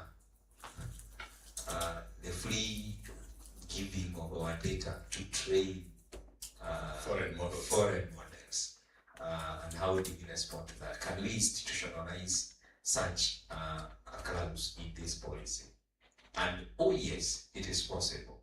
I know some universities in other countries, probably US included, where they allow the use of Gen AI tools, but not to share any institutional data, to train the models, but they have a limited, that interaction between the tool and the data that it can get from the institution. How can we institutionalize that and put it in our policy? I know there was one very specific when it comes to the reviewers. Okay. Probably I think you are outside, where we said what manuscript where is it peer review. The reviewer shall not upload confidential manuscripts, grant proposals, and publish into all that. So we had mentioned bits of it. However, back again to our sovereignty. Hatuna gari yetu. We must use this Nissan from Japan. So, going back to was it Running Bridge? Okay. As we buy time to have our own, what we already have these foreign models and they're giving us results. We may not see the risks right now, but they're there. Okay. We might take time to develop our own data centers and our own cluster computing that are able to serve our students, even at university level, your own. I know something that happened to World Bank, and I tried to retrieve it from Bahibosat. One of the employees loaded data and did a report, and they realized, it was already, I don't know how they're able to recover, but eventually now what they did, it's possible to have those models now run locally within your institution. You can upload institutional data on that. It's not shared with the outside world. Okay, so you use your engine, just like we have the buses that operate within the airport. They don't go outside. Uniquely built for the roads of the airport. Okay. And so we're saying, is that a place we'll get to even as we develop our own? The administrative staff, him a grown AI. You can't start telling him, do an Excel sheet and, okay. And he has to watch the semi-quarterfinals of World Cup. Okay. So I think that balance, unless now and as I said, we're very curious, we're not going to have a policy on something we don't even see, we don't know. That trade-off, I don't have an answer specifically. Do we wait for the results to come, then regulate? Or can we predict what's going to be happening and do it now? Yes. The conversation is becoming interesting. You don't even know when you want to go home, but I just wanted to revisit what Matogo was talking about in terms of even what you, Prof, has talked about, sovereignty. And of course, what my colleague is talking about, we want to be on the table when we are cooking so that the product we see, because when we have to deal with something, a monster that you don't know where it's coming from, I don't know whether you can regulate what you can't even make sense of. Because this is why we are grappling with this, the idea that we should be on the table, we should be in the kitchen, because you guys in computer, you keep on telling us that the train has left Kibera station and we are going. We can only join the bandwagon, and it's gonna be worse. And actually, you can see it worse.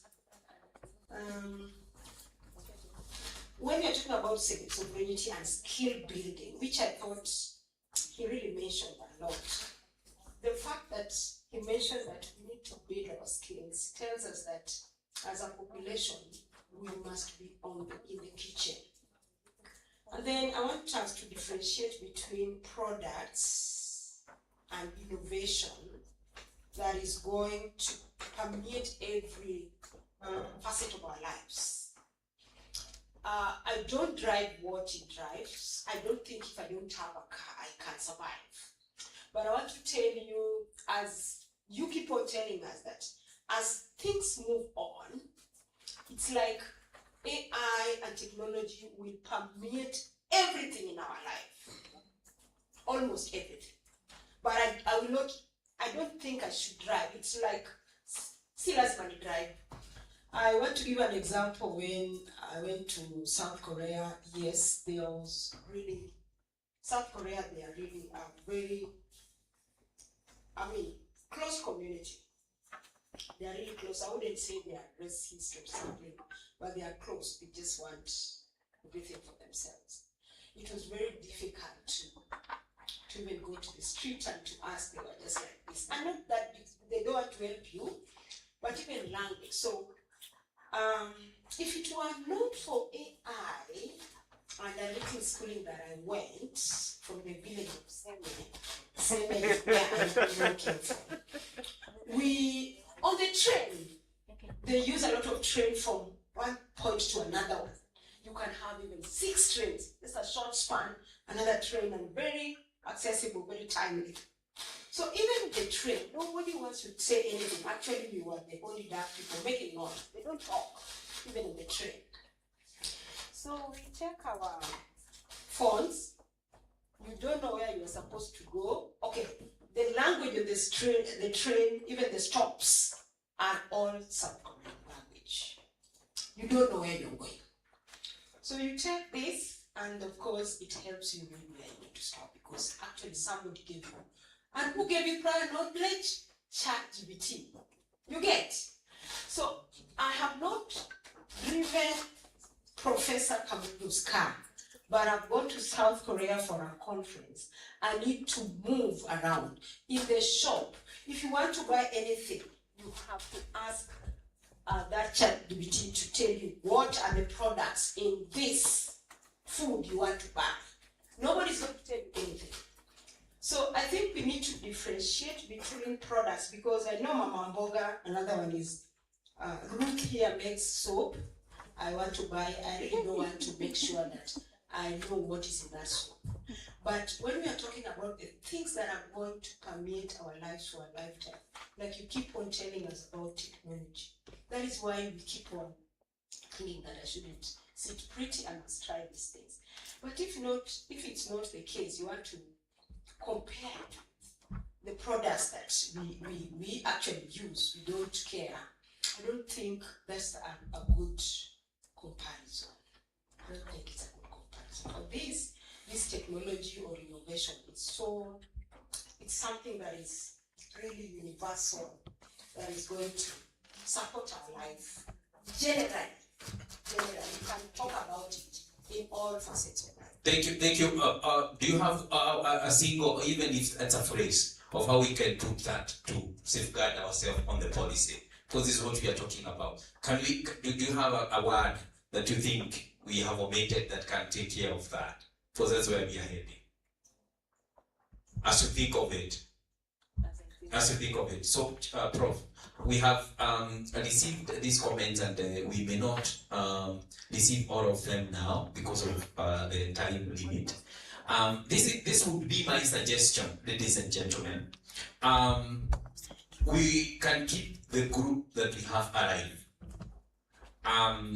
You go through this document. Today's has just been read to you by Prof. Kama amesimama pale, but now you can go through it with a toothpick. You have a very useful comment, something that you think has been missed out, suggesting there on the group. Suggest, then we included myself, Edna, and Prof, and even Dr. Thika will be listening to what you are saying, and we would like to include all of these ideas. They are very relevant, they are very important, and they are very beneficial, because we can see all of us, not from a point of fear, but from a point of caution. We will wish that our use of Gen AI be responsible, but again, we should not be selling ourselves to foreign entities, or we should not just let our guards down while doing this. That's very important. So, ladies and gentlemen, Prof, I'll just give you time, maybe 30 seconds to, if you have something to finalize and accept that role that you're going to help us further refine this. Then I tell us what you are going to do next. Yeah, thank you very much. I think wrapping up on this is back to sovereignty. We are starting somewhere, but more importantly, I think my parting shot is for each one of us here. In fact, I want to look at you in the eye, especially the people looking at the screen, Daktari there and Prof. I think regardless of the discipline we are in, please note you are an educator. What is the role of an educator? Most importantly, my prayer every time, I think in higher education, this should be my 22nd year teaching in higher education. It's behind that student ID, it's a person, okay? And a life that you have no idea whatsoever, their future. And for me, I take it very, very seriously that this person might end up being my future son-in-law, might end up being, okay, the president, might end up being my neighbor, okay, might end up being your doctor, the cop who will bail out a problem I have.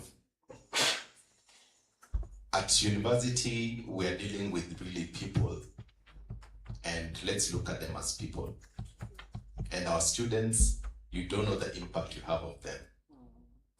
And so, for me, I look at it as it's a ministry. A student, 10, 20 years later, they tell you there's something you said in class. It's not the content. The side, whatever you said you changed my life. And if you can every time say, this semester, how many students, have I known beyond the student ID? Then that makes me very happy. Okay? It doesn't have to be the entire class. That one, especially the one who's struggling. It's It's not laziness. There's something.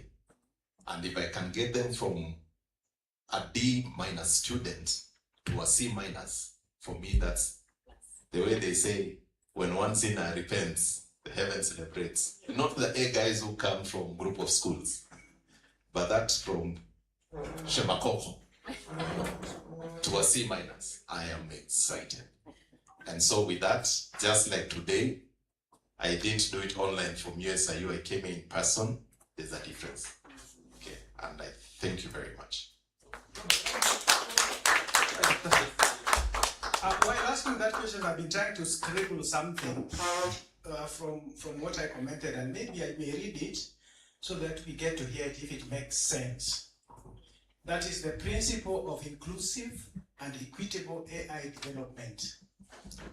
And the academia, that is us sitting here, recognizes that AI systems should reflect diverse cultural, linguistic, disciplinary, and regional perspectives.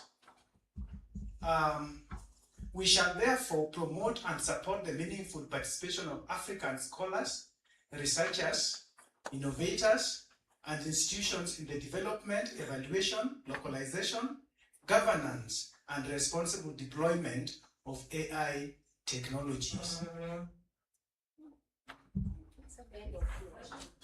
Pigieni Professor Muma makofi.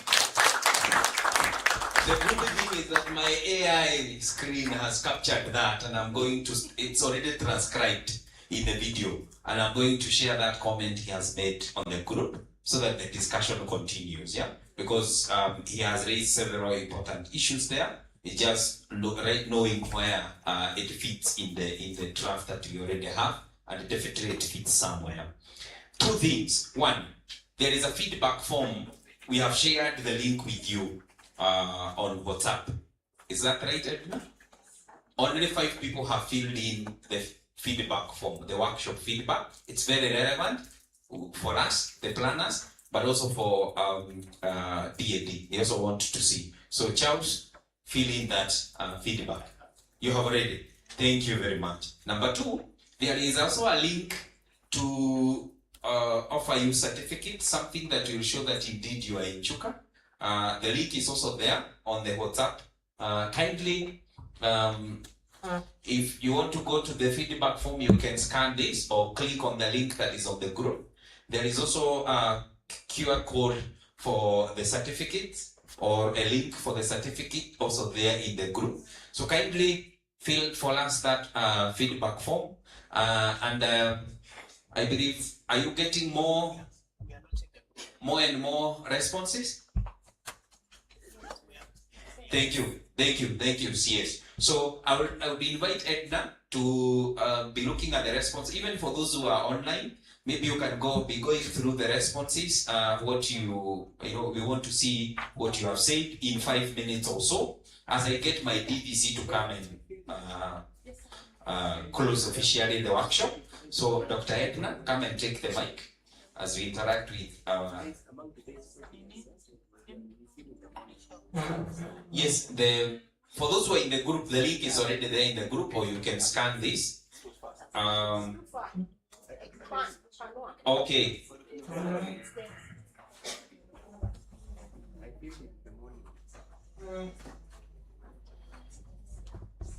Yes, now it's better. Yes, Dr. Endelea as I go for the DVC. You can allow them few 2 minutes.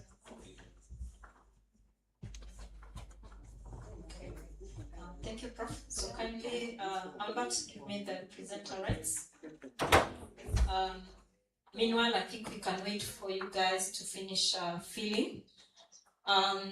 Probably I can comment on something that you asked Prof about the impact of the bias that you were talking about in regards to probably what you had mentioned about the KC and the like. But I think you've just given one example. That's something that is applicable to all of us. Do you believe that we can all develop AI? That's a question for us. Do you believe we can develop AI? any sort of.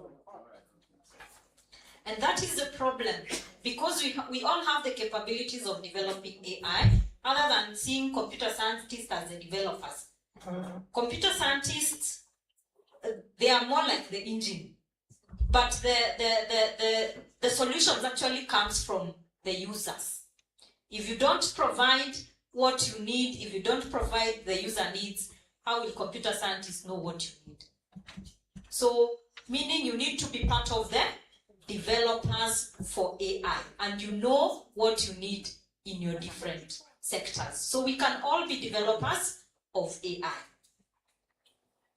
And welcome now to the technical team for developing AI solutions. And today, what we've done for these for the past 2 days, we are only talking about a very small aspect of artificial intelligence, which is generative AI. We've said that AI has been there from 1950s. Sisi situmejua kuna AI because of the invention of generative AI. Tulikuwa tunajua before that? No. And mostly even the policies that we are coming up with, we are coming up with them because of what? The Gen AI. Not what? Artificial intelligence.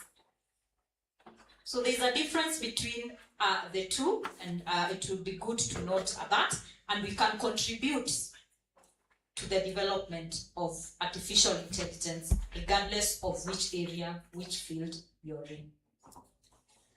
So I think I'm going to give the feedback. I don't know if I'm a presenter. Am I a presenter?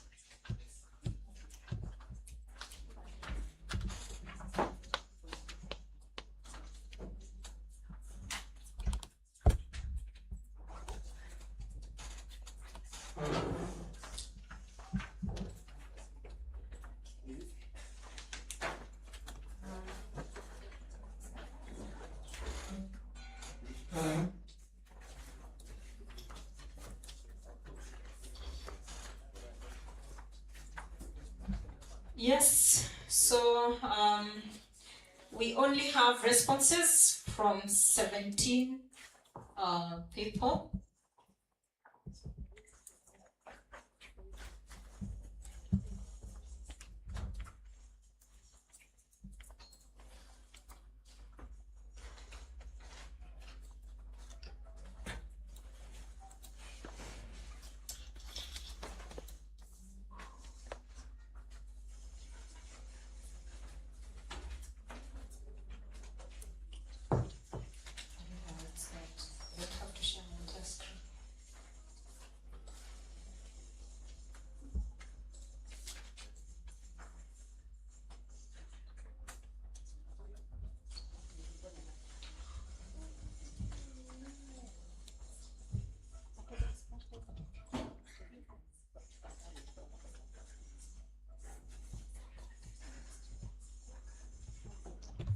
Okay, thank you. So we now have 20 responses.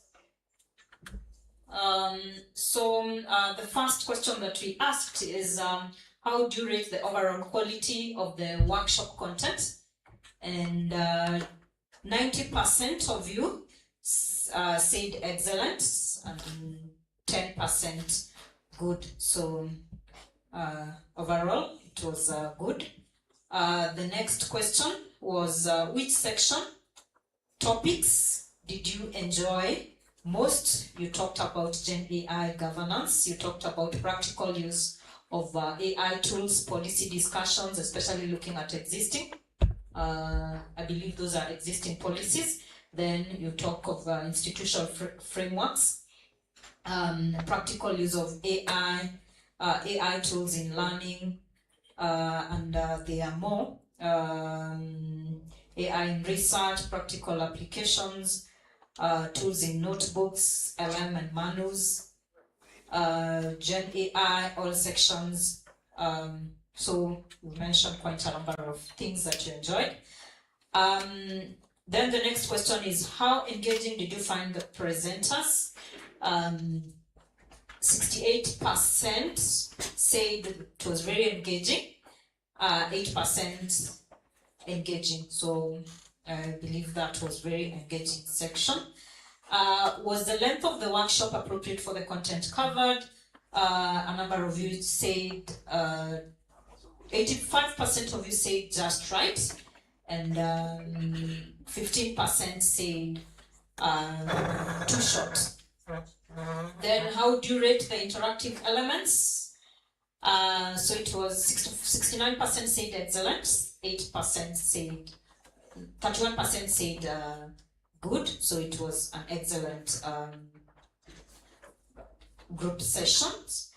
Did you feel informed about generative AI in higher education after attending this workshop? So 89% of you said yes, significantly informed, and 11% said yes, somewhat informed. So a number of you are walking home today while they are significantly more informed. Then the other question is, how did you plan to apply what you learned in your professional or academic work? So let's see what you say. One of you said process-based student supervision, improve my use of learned AI tools as well as learning new tools to make me more efficient in my work. Check work presented by the Gen Z administrators. The other person say will invite faculty and students for one day discussion on the way forward with regards to policy on responsible AI use. And then let me just another person said in academic teaching, supervision and policy development. Another person, responsible use of AI. So those are some of the comments. I've just sampled a few. Then the other question is, what did you enjoy most about the workshop? So let's see what you guys said. Networking opportunities, the facilitation of online participation was excellent. I think that's a participant from the online platform. Training component, hands-on discussion. I can sample others. Everything was well done from the reception of the first day, conference mails, perhaps the best organized DAD conference. Kudos to Prof. I think those are some of the comments from the platform. Did you have any suggestions for improving? Do you have any suggestions for improving future workshop on this topic? Let's see what you had to say. Someone says none. Probably more days to cover more practical application, allocate more time. So I don't know, you want a week? Because we had 2 days. A week would be enough, right? Yeah, so we'll consider that. Yeah, I think somebody even mentioned, if possible, 4 or 5 days, or somebody else talked about 3 days. Yeah. Then, would you recommend this workshop to others interested in generative AI? Definitely. All of you said definitely yes, so that was 100%. Then the other question, please share any additional information, comments regarding the workshop. Let's hear what you had to say. Thanks for the wonderful organization. It was a good platform to meet and interact with serious emerging global components that we can cover, run away from. Workshop was well organized. Discussion should be inclusive by including students, administrators, PWDs, and other non-academia users. So that is taken. Thanks for the invitation. Great organization, well planned and committed. Thank DAD and the organizers of the workshop. Very fantastic workshop. DAD branded conference bags. Yeah, I think those are some of the comments that we can consider the next time we organize for such an event. Thank you for your responses.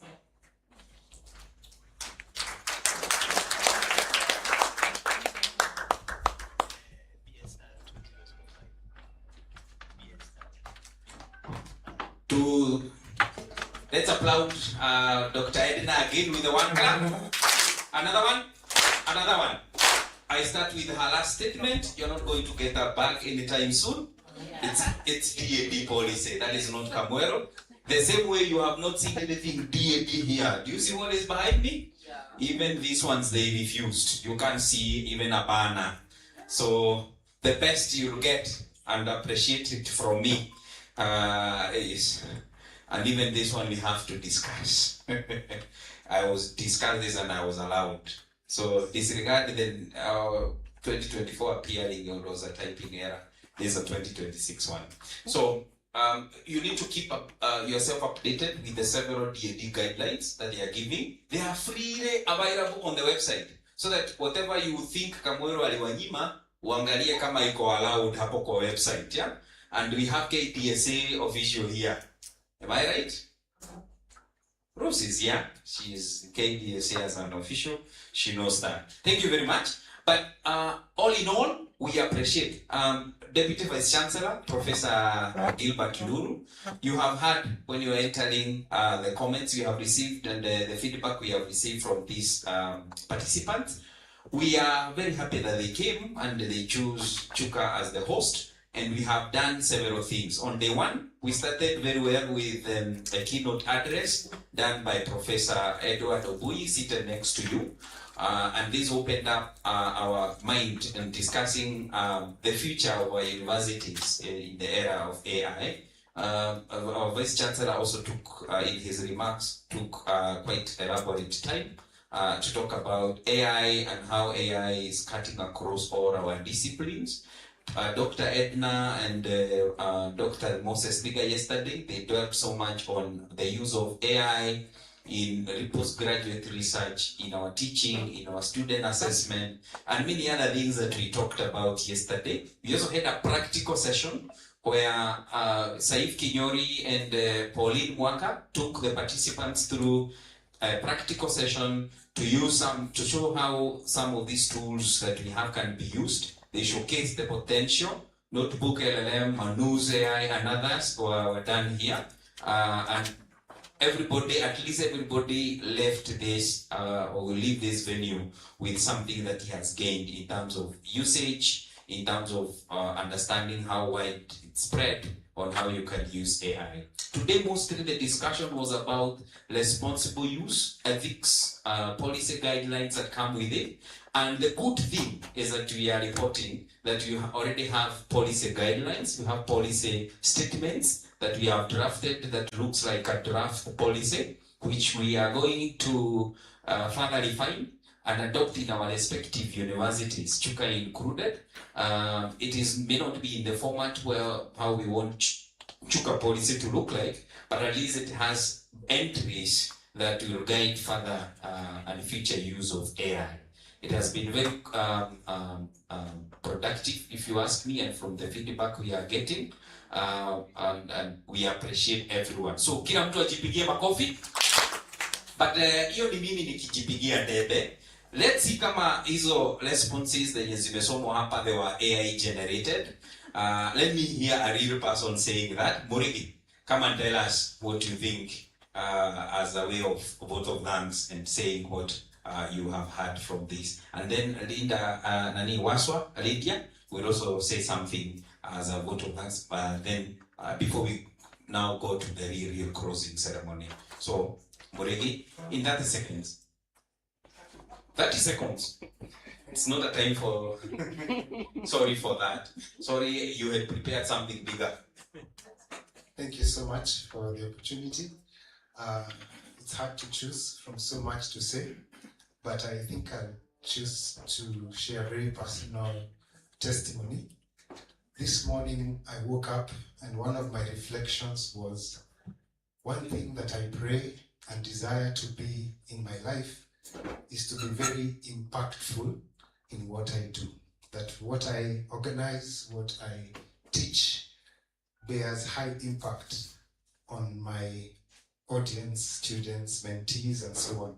And the inspiration for that was this workshop, because probably Prof. Kamwero was just doing what he does best, bringing people together on very relevant and trending topics, but it has had tremendous impact on my life, my profession, and the work that I'm going to be doing in the coming days. So if I represent many people, we are very, very grateful to DAD, very grateful to Prof. Kamwero and his entire team for organizing a very impactful, lively, enlightening, socially encompassing workshop.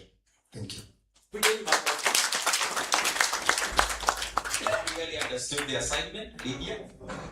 Lydia is from Egerton University. Molegi has forgot to say he's from Pwani. Good afternoon. I'm Lydia Wasso from Egerton University, and I'm standing here on behalf of all these participants, just to appreciate why we came here. I'm sure each and every one of us is going to live with something. So I would like to appreciate Chuka University, KDSA chapter, for running when the call was released, for taking the opportunity and leading in organizing this workshop. Not many times the calls come, but not many people take the opportunity, isn't it? So we really thank you. And so Prof and the entire committee behind this workshop, we are very grateful for organizing this and allowing us to be part of this team. We want to thank Chuka University, the Vice Chancellor, the Deputy Vice Chancellor, for allowing this workshop to be held here. I love the ambience, I love everything, you know. I had never been here before myself. Yeah, so I came seeing Kirinyaga University, seeing where else did I see, just meandering until I found myself here. But for me, I'm here because this is also where my brother has married from, Chuka, so I'm also safe. So thank you very much for allowing us to have this workshop here. Our keynote speaker, what can I say? It's been just awesome, isn't it? You have given us insights into this whole thing of AI, which we are struggling with. And you've opened our thinking, our eyes in terms of how can we use this responsibly.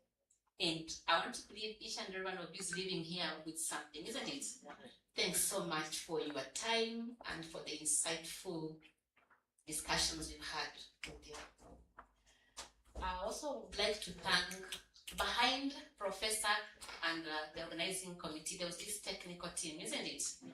Running up and down, making sure everything is working. We are so grateful. We've eaten fresh food, isn't it? We were hidden somewhere in the hidden treasure somewhere down there, isn't it? I hope you can still come back another day and enjoy the hidden treasures which you were not able to discover because of the time. That's what they're saying, it was so short, isn't it? You need time to discover the treasures and maybe discover more of Chuka. Also, what I want to thank are the participants. This workshop would not have worked if it were not for you, isn't it? The valuable discussions, the questions, etc. You made the whole workshop what it was. So thank you very much for being here, both those who are here physically and those who are attending online. And as you live here, I want to believe the Bible says the end of a matter is more important than the beginning. We came here with so much excitement, and people are not eager to leave. It's like they want to learn more and more, isn't it? But I think you've been given a dose, something which is a starting point, isn't it? So as you go, I hope it is not in vain, isn't it? You're going to champion responsible use of AI in your institutions. And with that, once more, thank you very much, the organizer, and also Chuka University. Thank you very much. Thank you a lot, Lydia. You have also done it very well too. Mpigie makofi moja. Billy, thank you. Then, BBC, we also have another community that had the pleasure of attending this workshop when they are on their t-shirts, vests, shorts, in their bedroom, kwa shamba, kwa gari, you know, wherever they are. And the only thing they refuse to show us are their faces, because some are saying their hair is not made, they have not applied their lipsticks, they have not applied. So, but at least we have Dr. Eric Korea on behalf of the online team. Right from the day we started, I've been checking, we have been having around 30 people participating. That is on the average. Sometimes rising as high as on the first day, Mwangi, you have been monitoring this for me. Because 30 something. Yes. So Dr. Kuria, you're there online. Kindly comment. Yes, he is active. Just make him audible on this side. Daktari, you have to repeat what you have said. We couldn't hear you.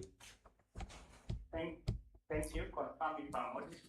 Yeah, we can hear you. And today I've known that you have a white beard. I've never seen it white in Chuka. Proceed.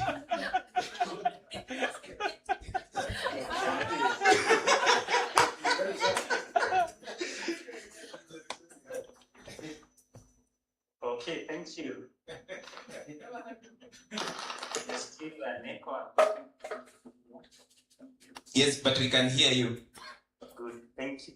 So, half of the digital team have really been active throughout, and we have been participating as though we were in the room throughout the session, and we learned as much as everybody else.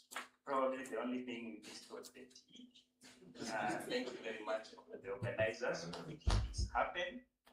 The technical team has been very useful. We've been communicating with text and if there are issues that we've been fixing it very, very fast, and this has made us participate seamlessly in all the activities that were there.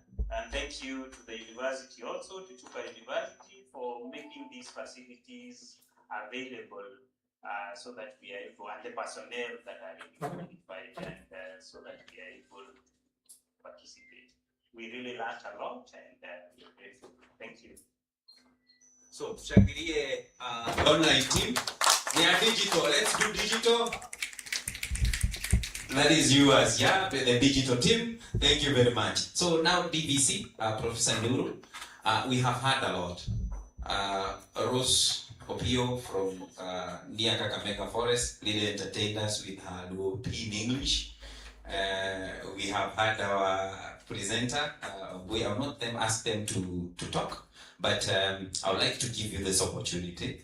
It's the best opportunity to close and end something that in our hearts we are asking, could proceed, but now because we are constrained, we have to end. So appreciate my DVC as it comes. Let's do it better. One clap. Another one. Thank you, DVC. Thank you so much, Professor, for welcome. I want to appreciate you all first because the first day that we were here, I think the room was full. I've gone for many conferences and many workshops and seminars, symposiums. You begin a huge crowd. You proceed.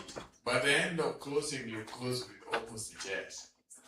But when I look at this auditorium or this room today, I am satisfied that the class remained from the beginning to the very end. And for you to be here now is also evidence that you participated in every session. You were involved in theory as well as practically, and that is most commendable. And so on behalf of the Vice Chancellor and the entire university, I would want to commend you for a good job well done. That you are now qualified. You know, I'm used to present people for graduation.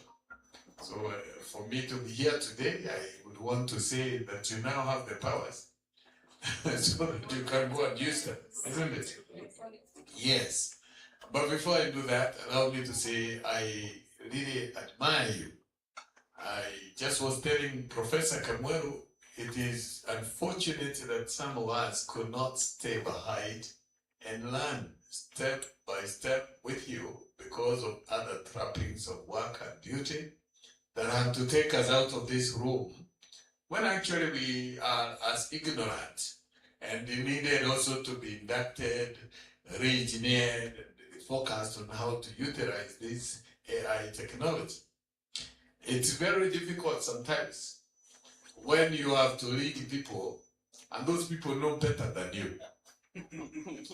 Can you sympathize with that? Yeah? It's very difficult. People know the road better than you. I want to tell you how to use for example, I have to be very careful that AI is not misused in doing examinations. When these policies that you are making here are done, I have to scrutinize to ensure that it is the correct policy, so that when it is finally signed into a policy, then it is applied appropriately. Now, how do I read in this policy formulation and finalization? By the time my team finishes and they give me now the policy to go to present it before council, they are not there. And they spearheading a business that I was not there when it was being canvassed. It's sympathetic, isn't it? I was feeling like telling him, umetereni hao lakini lazima utafute nafasi. So that we who are leading the institution can also be upgraded and engineered in our way of thinking. Because somehow, sometimes this AI is one type of technology or information handling technology that many of us have been very averse, scared. We have had many kind of its cons, or other pros and cons, and disadvantages, how it has been misused, what has been out there politically and with many other people. It is how AI has been misused. Its potential has not yet been realized, because for those who knew about it, they misused it in the first place. Politically, by, the other day I just got shocked to see a clip of President Moi giving a kind of a condolences message for President Kibaki. It was on TikTok. And you can see this is actually the former president. You can see the background of the Nyayo statue. He is talking himself. You can hear this is Moi Kabisa. But who died before the other? Now, for some of us, now, see, this technology, child. There is uchawi, and who can be confident when somebody can do mazingaombwe na kustue mpaka unajikuta haujui, This, our president has been here. He has been presented in a coffin, until he wondered now what's going on. Vijana wameitumia vibaya, but this technology is good. It has potentials. In our academic circles, we also have been very, very cautious how our students who seem to know it better than the lecturers. I told you it's a problem when you lead people who know better than you. There's some of the students know all the platforms and the technologies associated and the apps of AI applications more than some of my lecturers. And now when we meet in class, and I've given an assignment, how it is answered, I've brought up nice essay that has been written. The English seems to be the Queen's English. Everything, the touch-up, the table presentation. And now I want to give this 100% because it's even better than the marking scheme I have prepared, isn't it? That is the trouble AI has taken us through. Guys go out there, you have brought a thesis, and the fellow gives a thesis in a very short time. You wonder, hii mwanafunzi ameandika thesis haraka namna gani? Then finally brings it over. The trouble is when we get to defense, you ask him some questions and he looks blank. And you wonder, now that you don't know how AI is applied, you come to get shocked. Hii mwanafunzi, this is mzuri. Even the supervisors are duped in the process. In a way, I am very grateful that our organizers, Professor Kamwel, he calls himself the champion of AI, and I'm very grateful that he is now, in the biblical terms, I would call him an apostle of AI. Yes, and kind of reference, I want to read you one verse, which I would wish that he is the one reading, because you have been taught. See, you have been taught, you have been given practicals, you have exercised, and you have gone through from the beginning unto the end to see what is AI, how it can be utilized, the dangers and the profits or the benefits and the other ways of using it. And you have therefore arrived at this stage where you have also discussed the ethical stipulations or expectations on how to use AI in respective applicative environments, because you can use it for treatment, for getting answers, for teaching, for doing research. All these aspects of applications you've gone through. But how to use this technology appropriately will depend on your character. You will need to actually choose to use it appropriately, because you have a choice. You can use it correctly or use it wrongly. Whatever reasons you use it for, be careful that the consequences can follow you. Ask yourself, get to know every action, every decision you take, or whatever you do, it has consequences, isn't it? Will those consequences be beneficial to you? Will they be beneficial to your clients? Will they be beneficial to your institution? And even to the country as a whole? And remember, we are all servants of humanity. We want to serve one another appropriately. So choose to use the technology appropriately. That's one. Two, now that you have been taught, you have been trained, you have been tried, you have been given practicals. Remember, practice makes perfect. Go and don't forget. Paul, teaching some people, he talked about the Berean church. A church that when they listened to him preaching, they got saved, yes, and they saw the miracles, but they went back and searched the scripture.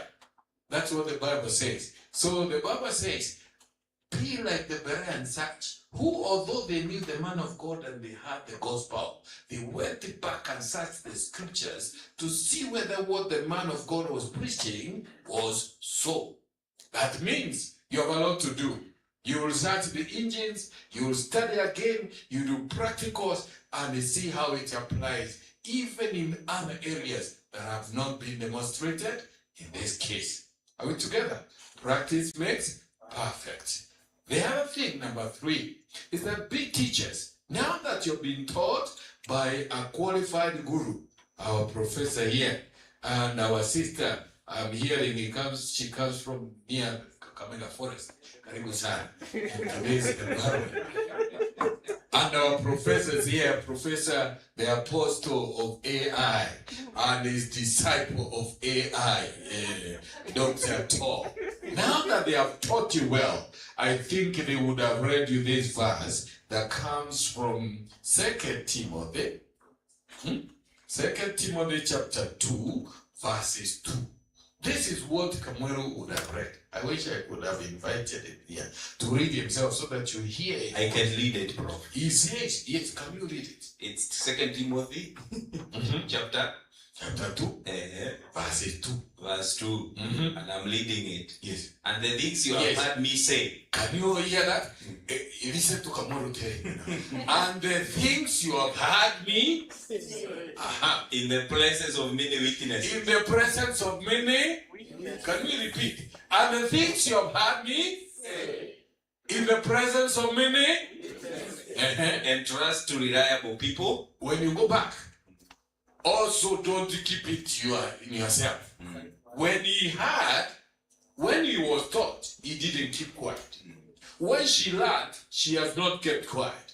When they were taught, they did not keep quiet. What have they decided? To release. Knowledge should not be kept until it rots within you. It is supposed to be released so that it can serve other people. So what are we being taught? Entrust. Can you hear that? Entrust to reliable people. Those people should be what? Reliable. That is what he has done because you are reliable. You are what? Reliable. So today, you leave this place as a reliable people. They have entrusted to you. You applied and the DAD provided the enablement that enabled you to come here because you are reliable. So you applied. You are vetted. And when you are vetted, you are given the opportunity to come. Know there are others also who should need to know this technology. So be reliable. Go and spread the gospel of AI. How to use it and how to use it appropriately. Sidio? All right. Now, Kamara, continue telling your people. Entrust what? Entrust to reliable people who will also be qualified to teach others. Yes. You are qualified now. Mm-hmm. You know, that is what they have done. That is what the apostle has done to the disciples. Can you now be good disciples who will go and teach other reliable people to do what you have heard from him? I like that verse. That we come from here knowing that we have gotten nuggets, golden opportunity to be trained, to be inducted. For me, I'm just admiring you. I will maybe ask for notes to read. I don't know how even whether I will understand them, but I'll ask. Kamara, you must give me those notes. I read because I know you have put them in the computer vizuri. Saif, are you there? Uhakikisha asiponepa notes uniibie. Sindio? Yaka mimi nisome. Yes, we want to know. But what I'm saying is that ensure these things that you have heard from your apostles today, go and entrust them to other reliable people. Don't keep this knowledge to yourself. If there is nothing else you have heard, please hear that. That when you go, do what you have been taught to do. Don't let this knowledge rot within you. Serve other people. Our business on this world is to serve others with the knowledge we have. I normally say this. You are very useless as a human being, except for your service.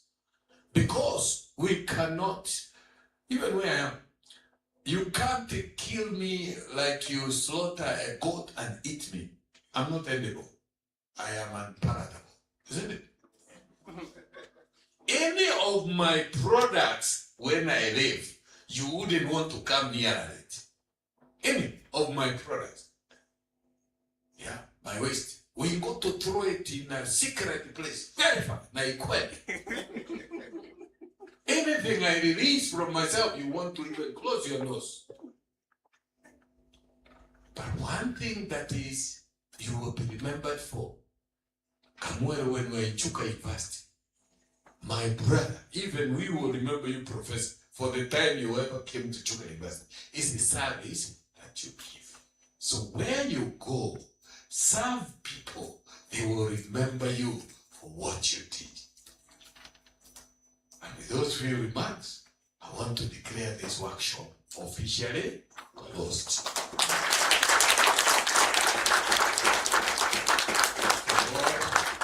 Thank you so much. So may God bless you. May He increase you. May He enhance you. May He expand your territories and give you enablement to shine and grow to become global AI experts of global repetition. God bless you, and we will meet again. I know we will continue meeting either here or somewhere else. I appreciate all of you, the sponsors, the trainers, the organizers. May you know that Chuka University Management appreciates you so specially. God bless you. Thank you. Thank you. Thank you very much. Pigieni my DBC, he is my immediate boss. Pigieni makofi moja. Wacha tuende ile ya Steve. Steve ni anapenda hiyo. Moja, mbili, tatu. Let's rise up. Let's give our feet. I appreciate you all. Since the beginning, I requested you to forward your details. I submit them to DAD so that they give us the money. Until now, you are being so good to me and to us as a team. We appreciate you again and again. Let's pray. Our Father in heaven, We are very grateful that we have seen the end of this workshop. Since we started, we have interacted with these dear loved ones in many ways. We have also learned. We have participated in discussion towards the responsible, ethical use of AI and how we can have institutional guidelines and policies to enable us and even the future generation to do this responsibly. We couldn't have done this if you are not with us and the many gifts that you have gifted us with. The most important of it, life, and also the intellectual capacity you have given us. We appreciate you. Now it's time for us to bring to an end the workshop. We are grateful. Thank you for everybody who has made this possible, including the management that has given us ample time and also the permission to use the university resources and time to discuss this. We pray for the management that you continue also to enrich them. We also pray for ourselves that you continue to enrich us and further expand our knowledge and even our territories in the intellectual realms. Many of us will travel tonight, this evening. Some will travel tomorrow. Others are locals who will walk to our places where we came from in the morning or use various means. We would like to commit ourselves in your able hands. May you protect us, surround us with your care, surround us with the blood of Jesus Christ that we may be safe. Now, till we meet again in other forums and in other areas that God will give us opportunity to serve in, we commit ourselves to you. And we like to hear good tidings, we like to hear good news coming from our ends, from our places of work, from what we do daily, from our families and whatever we do privately. May you bless us, O God. And as you do this, we'll give you glory. There are many things we can ask from you, but you know us and you understand better than we understand ourselves. Lord, may you make your will be done. In Jesus' name we pray. Amen. And now, Father, there will be a cup of tea and snacks. You also bless it as we take it. In Jesus' name. Amen. And may the grace